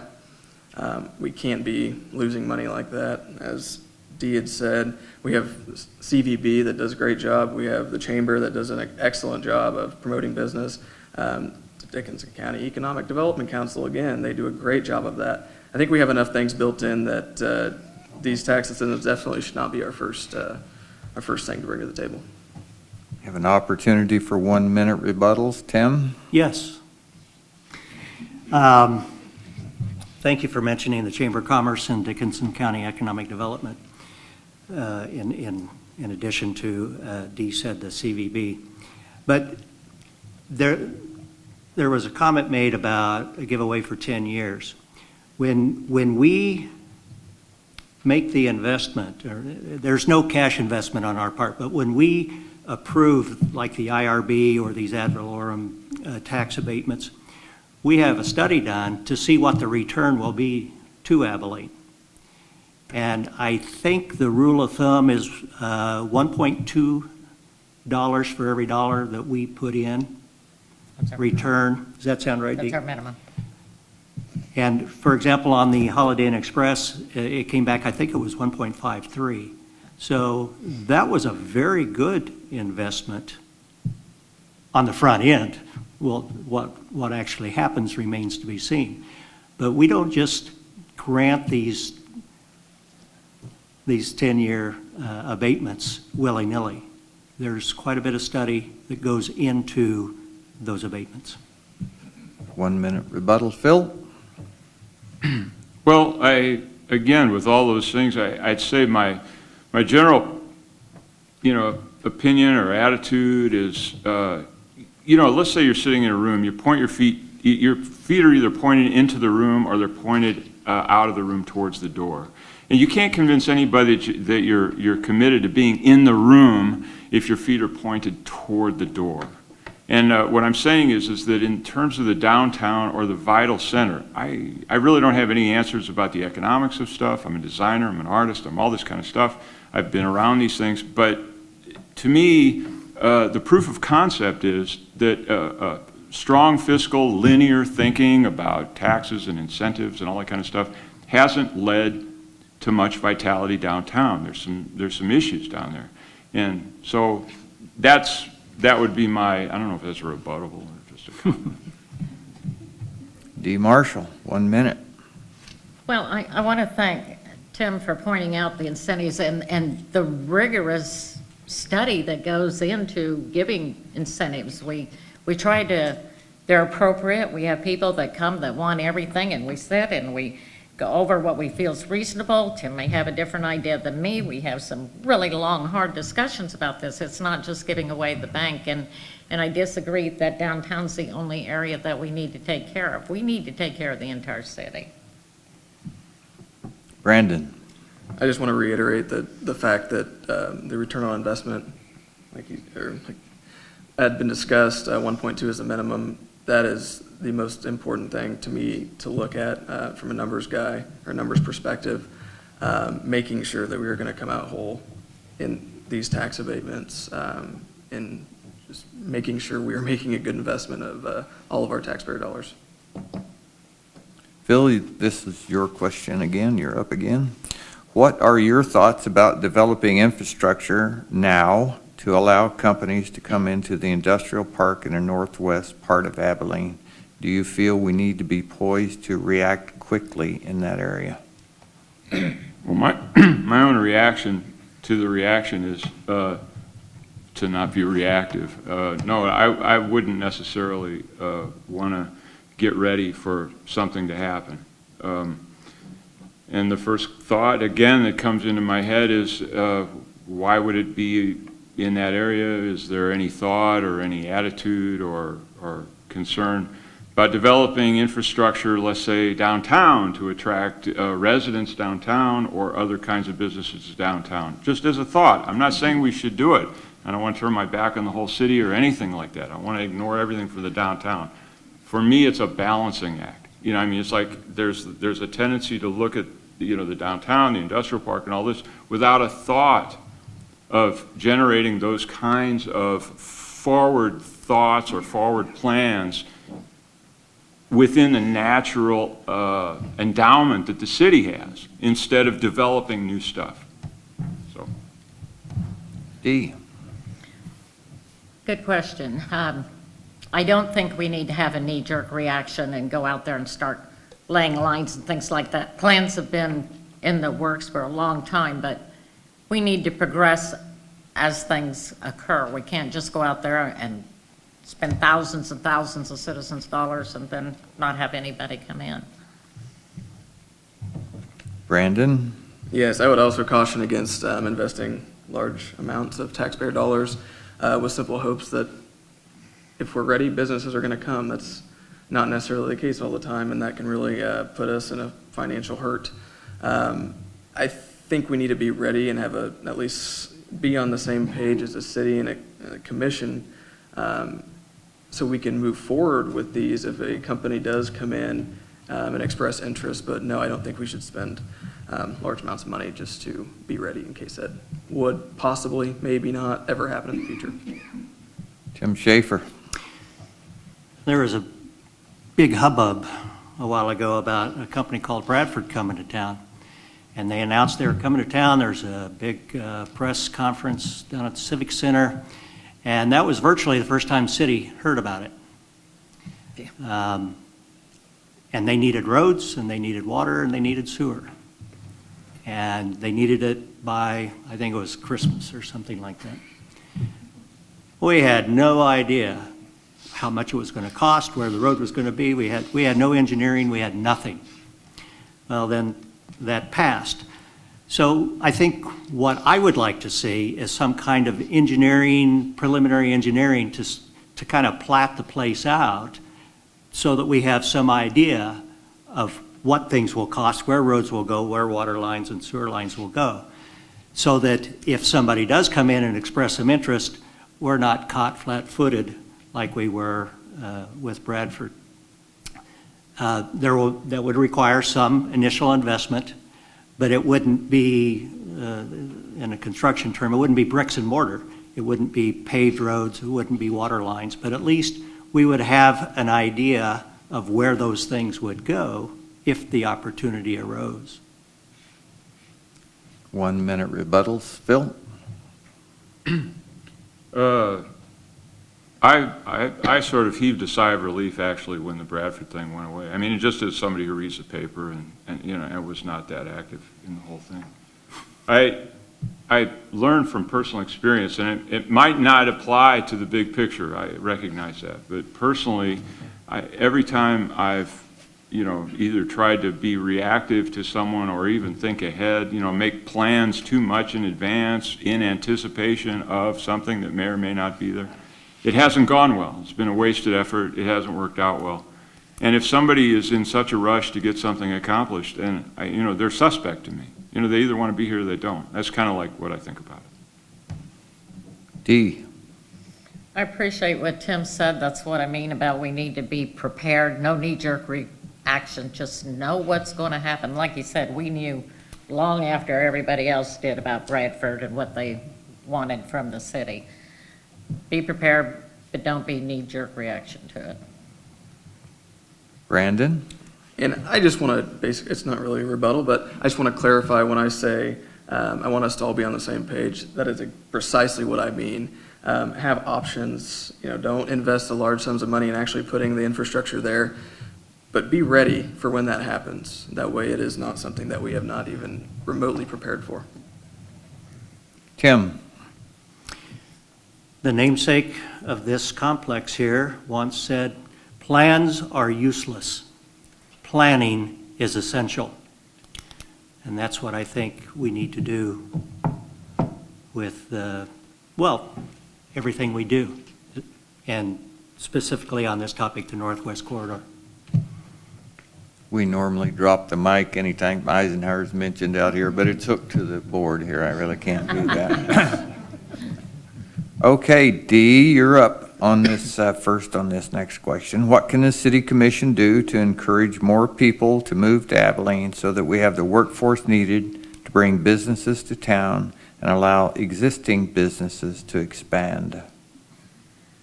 One of our immediate needs is moderate income housing. We talk about low income housing all the time. We have this huge Lamprey expansion going on. These are skilled workers. They're past, they may not even qualify for low income housing. They don't want a duplex. People want a single family home when they're at that income level. We need very nice, moderate income rentals that they can live in while they're saving up that down payment for their own home to achieve that American dream. We have to concentrate on taking care of that segment of society so we can get people in here. Part of being in a community is having a place to live and hopefully a place of your own. Brandon? I think I'm probably going to beat the dead horse just on like Tim is on quality of life, but in my case, economics. If you increase the supply of workers, demand does not necessarily follow. I just think the entire question is philosophically wrong. Anyway, I think there are things that we can do, as Dee mentioned, with moderate income housing. There's such a large gap. We've got these houses that are $60,000 less dollars, and then we've got houses that are $300,000-$400,000 and up. There's not a whole lot in the middle. Liebold Mansions for sale. It is. My husband won't let me buy it. I could get you a very good deal on that, let me assure you. I think that is a big issue. Making sure quality of life is good to where people want to come. We have so much built up around us. Look where we're sitting. Next to us, we've got Old Abilene Town, the end of the Chisholm Trail. Across the road, we've got the Greyhound Hall of Fame, and then down on Old 40, we've got the National Greyhound Association. We have so many of these things built in to draw people, and I think that will work out for us. Tim? Well, Dee started out on this, but, affordable housing. You can't buy a house on $20 an hour. There's not a house probably available in Abilene for somebody making $20 an hour. So, I'm sorry? Oh, okay. So, therein is the problem in my mind. Now, we are not the employers, so we don't control wages, and we don't build homes, so we don't control the price of those. But somewhere in there, there's got to be an answer about affordable housing. Now, quality of life, obviously a big issue for me, but we don't have any multi-unit apartment complexes. Young 20-somethings, they would live in an apartment. But we don't have one. We have little units here and there, but we don't have any apartment complexes. That might be a place to start. But affordable housing, that's it. And right now, it's an economic impossibility. And I don't have the answer for it. Phil Hamilton? Well, I think that the city commission is a kind of in a sense, it's a kind of a dangerous term, I guess, leadership body. I talked with the former city manager about leadership, and he intimated to me that the leadership left when Alco left.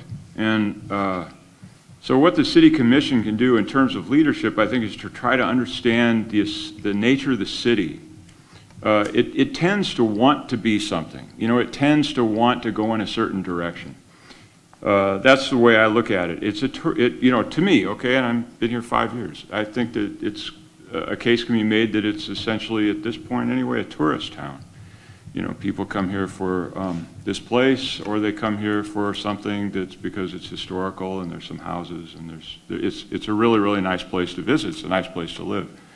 So the tourist town aspect. So that being said, and to solve the impossibility of not getting a down, who's going to get a down payment of X for even a cheap house? That whole thing it seems unsolvable, which is why I think that as a city commissioner, I would like to form better relationships with the real estate agents, liaisons with different groups that are in town that reach out to other people, and try to develop interest in Abilene from really out of the state.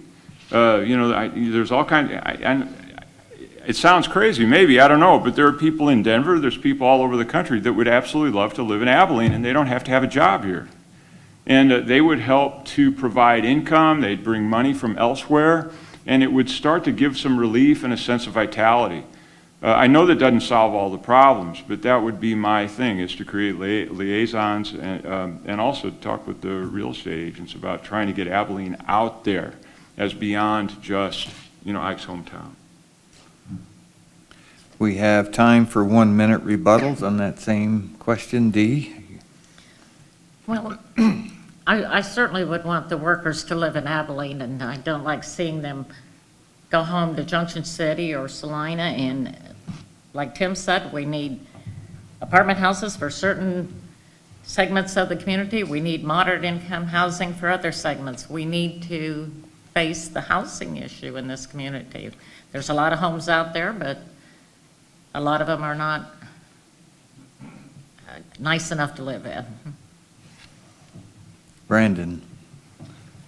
Just to add a little bit, just making sure that Abilene has the necessary amenities, the basics, and I think we do now, to ensure that people, even if they are coming from Salina or Junction City, they would think about moving here if they are working here. It doesn't necessarily have to come right away, but I think as they move into a town like Abilene and they see what all we have to offer and how friendly the people are, and everyone's waving at you, everyone's coming over to say hi, I think that speaks volumes for our town, and I think once they get into this community, they will see that. Tim? I don't need to add anything. Your last, Phil? You have a 1 minute rebuttal. You're the tail end here. No, I don't have anything. Okay, all right. Brandon, you get the next question. What is your position on the preservation of the built history, and I interpret that as the historic structures, in Abilene? What is your vision for the future of Abilene's built history, and what do you feel needs to be done or can be done to help the owners of the structures in their preservation efforts? Well, I think in a town like this, it's absolutely detrimental in preserving our built history. We have so many things around us that we're blessed to have here. I think from a city commission role, without getting into being historical preservationists and going down that rabbit hole, I think the biggest thing the city can do is assisting homeowners that own these or are looking to purchase these historic homes and buildings, assisting them in going through the process of getting tax credits for the work that they do that will greatly lessen the financial burden. And I think that in itself will help keep these historic buildings preserved. Like I said, from a city commission standpoint, it's a little difficult to take on something that is not necessarily in our wheelhouse, but I would definitely want to be able to point them towards someone that can help them with the tax credits available. Tim? Certainly, I think we need to preserve these historic properties. As Brandon mentioned, we have tax incentives for people who need help in renovating or improving on these. We have a branch of the city government, the Heritage Commission, that is involved in this. So I don't think we're ignoring it at all. I think we are approaching it in a forthright manner. The opposite of preservation of the historic districts is blight. And we are, as a commission, it's been on the radar for as long as Dee and I've been on the commission anyway, to address the blighted properties, which probably detracts as much, if not more, as maybe not a highly maintained historic building.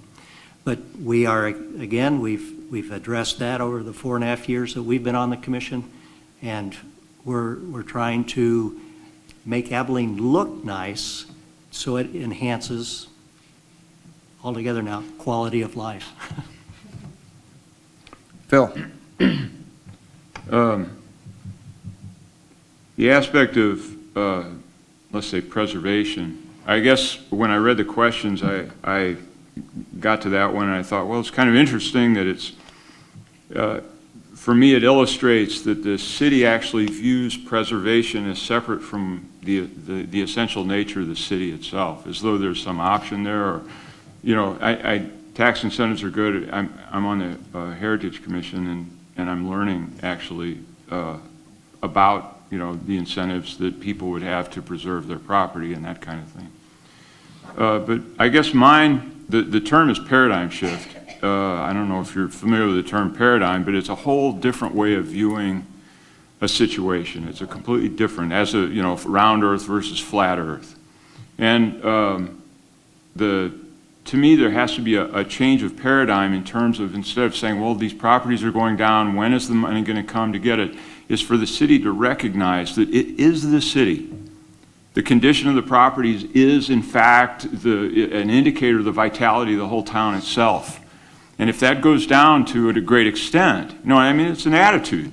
I'm not saying that it's going to generate money, but I do think that attitudes can change the general, as Abilene Forward has done. I think it's been fantastic. Abilene Forward made a radical difference.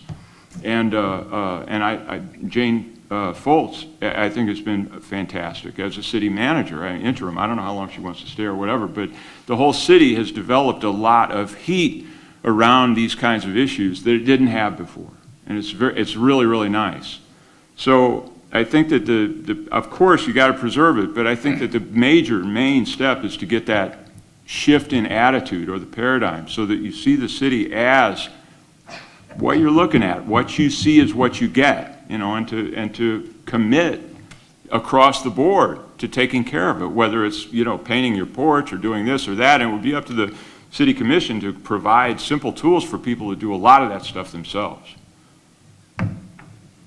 Dee. When I read this, I thought more about our historical buildings downtown and what we have to offer there. If we want to draw people down there, we need to take care of it. And I know that it's not a function of government. We can't go in and start fixing up somebody else's buildings. But we have organizations in this community that are doing just that. We have the Community Foundation of Abilene working with the Dickinson County Economic Development Corporation in setting up loans for businesses to take care of their storefronts and sidewalks, that sort of thing. We have the North Central Planning Commission for signage. There's also the Heritage Commission, which would help guide downtown business owners to the appropriate state agencies for state incentives. We need to preserve downtown as much as we do our historic neighborhoods. 1 minute rebuttals, starting with Brandon. I just kind of want to reiterate that I don't believe it's a city commission's role, or the city commission's role or job to preserve history. I think we have extremely good groups that are a part of the city that do that function and that help people get to the resources and the things they need to do that. I just simply don't think it's the city commission's role to take on those efforts. Tim? Well said. Yes. Phil? And I had this conversation with a former city manager as well. I had a long speech with him, and he showed me how a vision is determined for Abilene, you know, and he drew these groups, and he has drawn this thing many, many times. And I said, you know, there's one thing you're missing, which is the vision in the center of the thing that informs all of the decision-making of all these groups. I can't see in Abilene, other than some combination of ears and brains in the city commission and liaisons of different groups with communication, but it seems to orbit around the city commission to develop and understand a vision and a direction for Abilene. And that if we lay our hands off of that and watch it, I feel certain that the city will just get a chance to wring its hands and watch it slide, unless they're saved by someone coming in and doing something. You know, it's like it has to be determined, yes, this is our city, this is what we're going to do, we're going to take the microscopic steps we can, and we're going to orient ourselves towards the larger steps that we can in order to save, preserve, and enhance this place that's really, really beautiful and wonderful by any standard. Thank you. Dee.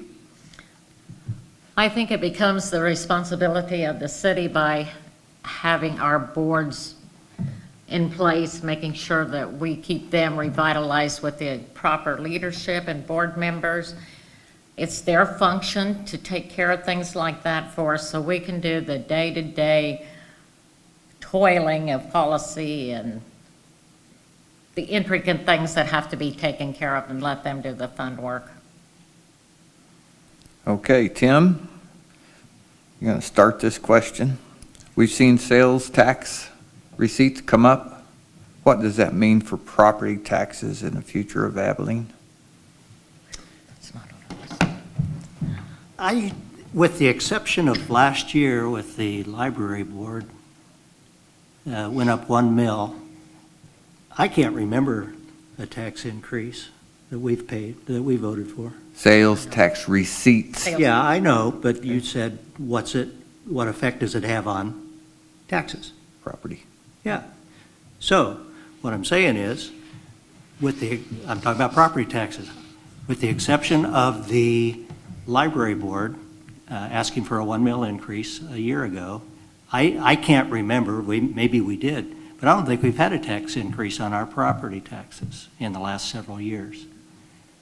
I could be wrong, but we didn't this year, and we didn't last year. Less than 1 mil the first year. With the exception, did we go 1 mil the first year? Less So- than a mil. So the property taxes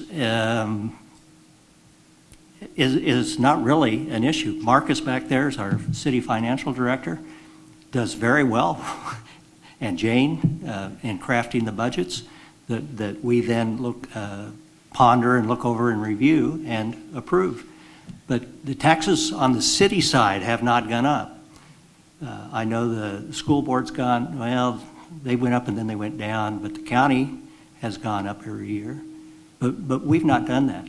Now, one thing that's out there, though, is that Highlands out there, our payment on that is $283, somewhere in that neighborhood, which works out to about 4 to 5 mils of our property taxes is just paying for, as Tim Horan said, that stagnant piece of ground out there. We're trying to deal with that. If we can get that moved out into some kind of, off our books onto somebody else's, boy, then we can talk about maybe really some property tax savings. Phil Hamilton. Well, that's really out of my league there, talking about those things. However, I do think that the taxes and property taxes and sales receipts and what happens that drives sort of like the cost of living in Abilene in those kinds of ways, I think is it's a touchy issue to me, because whenever you improve something, you drive the price up. Some of the charm and wonder of Abilene is that it's, I mean this in the best possible way, it's kind of folksy.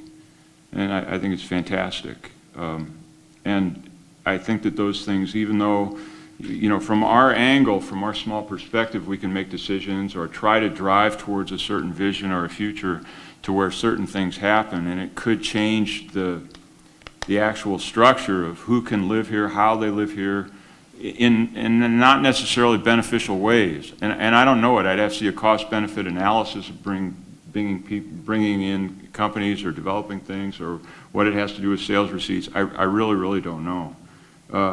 But I think it's somewhere in there, there's a concern that I have about Abilene developing, in a certain financial way, and how that affects what the town really is, which is quite nice the way it is. So I like the grassroots approaches to almost everything to avoid major unpredictable changes that we really don't like. It happens all the time. D. Would you repeat the question so I know you Sure. asked what I think you did? We've seen sales tax receipts go up. What does that mean in property taxes for the city of Abilene in the future?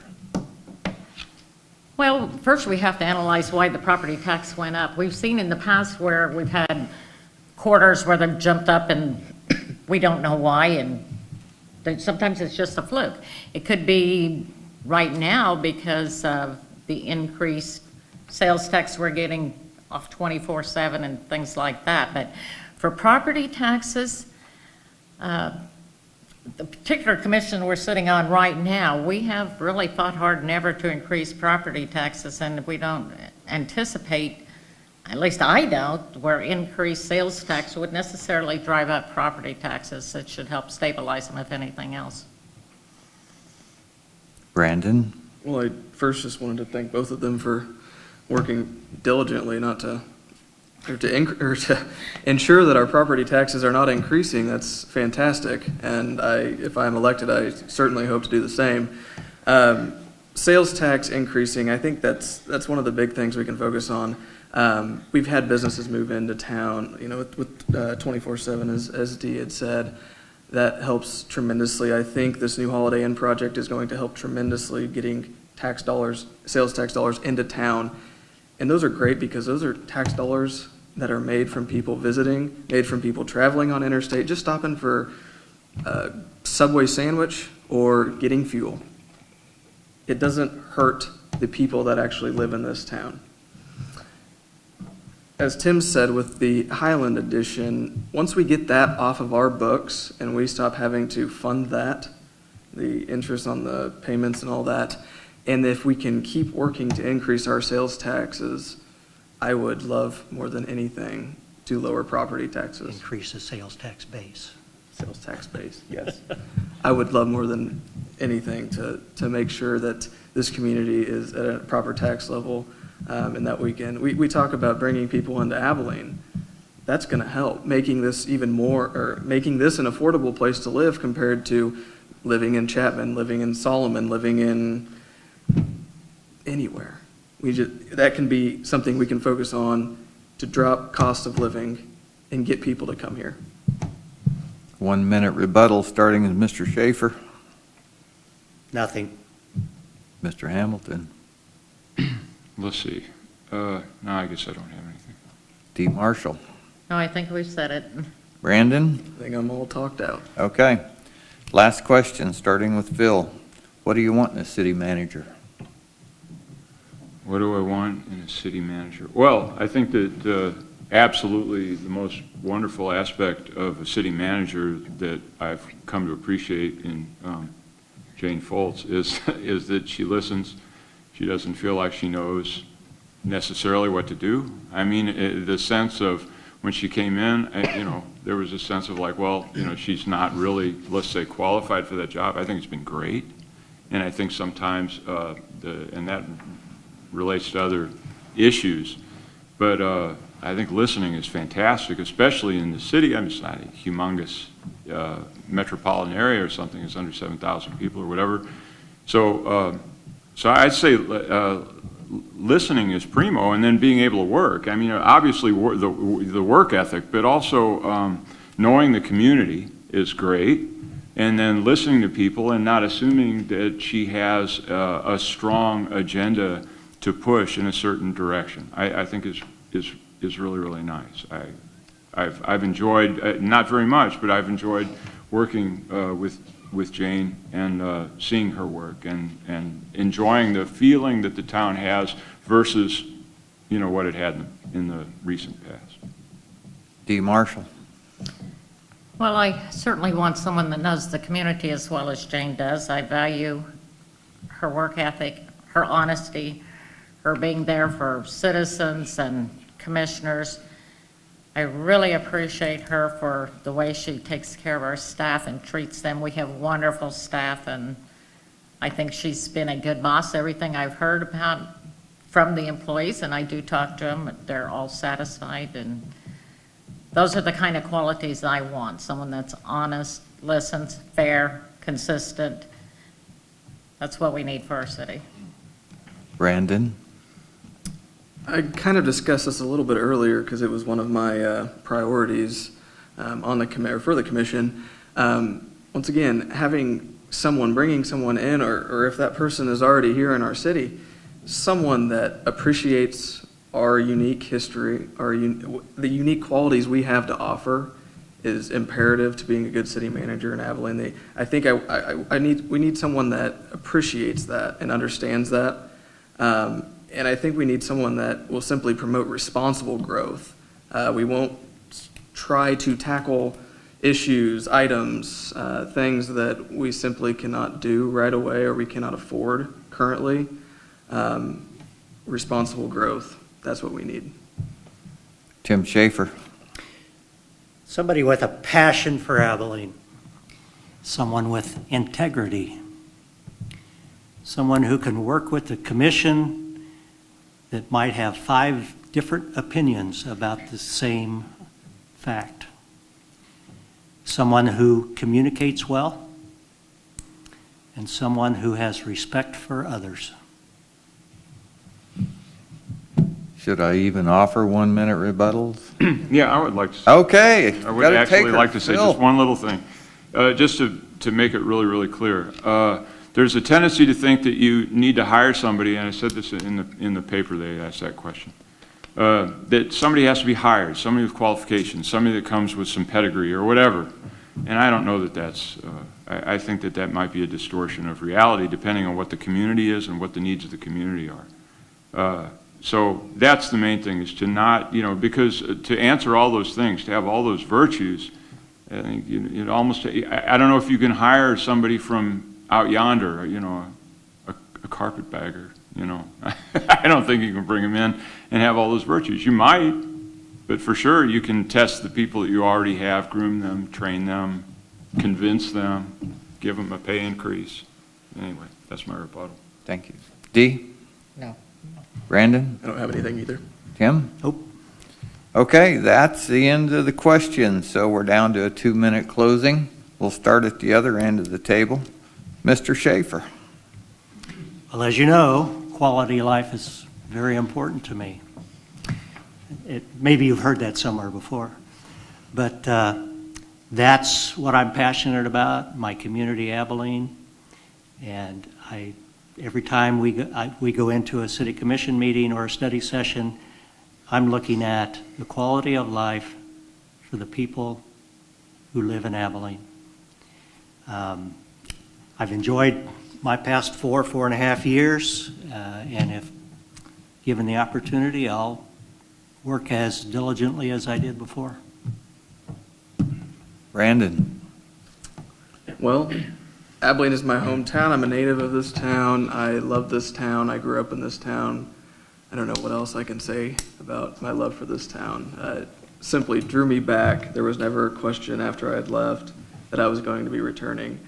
And I think that I can help offer a more youthful point of view on the city commission. Not that age is anything bad, but I think there are some different points of view that maybe I notice that other people will not. And I would love to be that and be a voice of reason on the city commission. Look at the numbers, not get bogged down in so much emotion, to make sure that this place is as great as it was when I grew up for the next 100, 200 years. Dee Marshall. Well, first and foremost, I want to thank the Eisenhower Center for letting us be here, Chamber for putting it on, Dennis, your time for doing this. But my passion is this community. I am a numbers person. I like being responsible with your money and my money and making sure that we're taking care of things we need to. We have limited resources, the critical things that have to be done. I'm like Tim, I care about the quality of life here. I wouldn't be here. I enjoy serving the community. I told everybody yesterday, I'm open, I'm accessible. I've been called and patted on the back. I've been called and yelled at, and that's okay. I don't know what citizens want if they don't speak to me. I want to hear from you. So, and I have really had the honor of serving you for the last 4.5 years, and I'd like to continue to do that honor. Bill Hamilton. I think between like 1987 and I don't even know what year, maybe 2000 something, I drove back and forth from Colorado or somewhere else to Tennessee through Kansas. And I stopped in all these towns like Russell or Russellville or Hayes and all these places. Every single place I ever stopped, I know it was just gas stops and rest stops and restaurants and things. Kansas people, I'm just here to say it, were the friendliest people in the whole country. I'm not making that up. So I'm very grateful for being here, and even now in Abilene, I know people, can talk to people, have friends here like I've not had anywhere else, regardless of what those communities were. I sincerely appreciate that and love that about this place. And so, and I'll continue whether I, sort of got elected to, city commission or not. I'm going to continue to do things in every, dimension that I can. I have a lot of pet projects that I want to work on. So anyway, I guess my main thing is thank you for this opportunity to be here and talk, for listening to me. You don't know how I'm grateful for people that listen to me. So thank you very much. We are grateful to all of you for showing up tonight to represent your views. City Commission is an important body of the beloved city of Dwight David Eisenhower, Abilene. We thank you all for coming tonight. We know that your time has been invested in your community out there simply by sitting and listening, so I thank you for coming. Dennis Weiss, good night.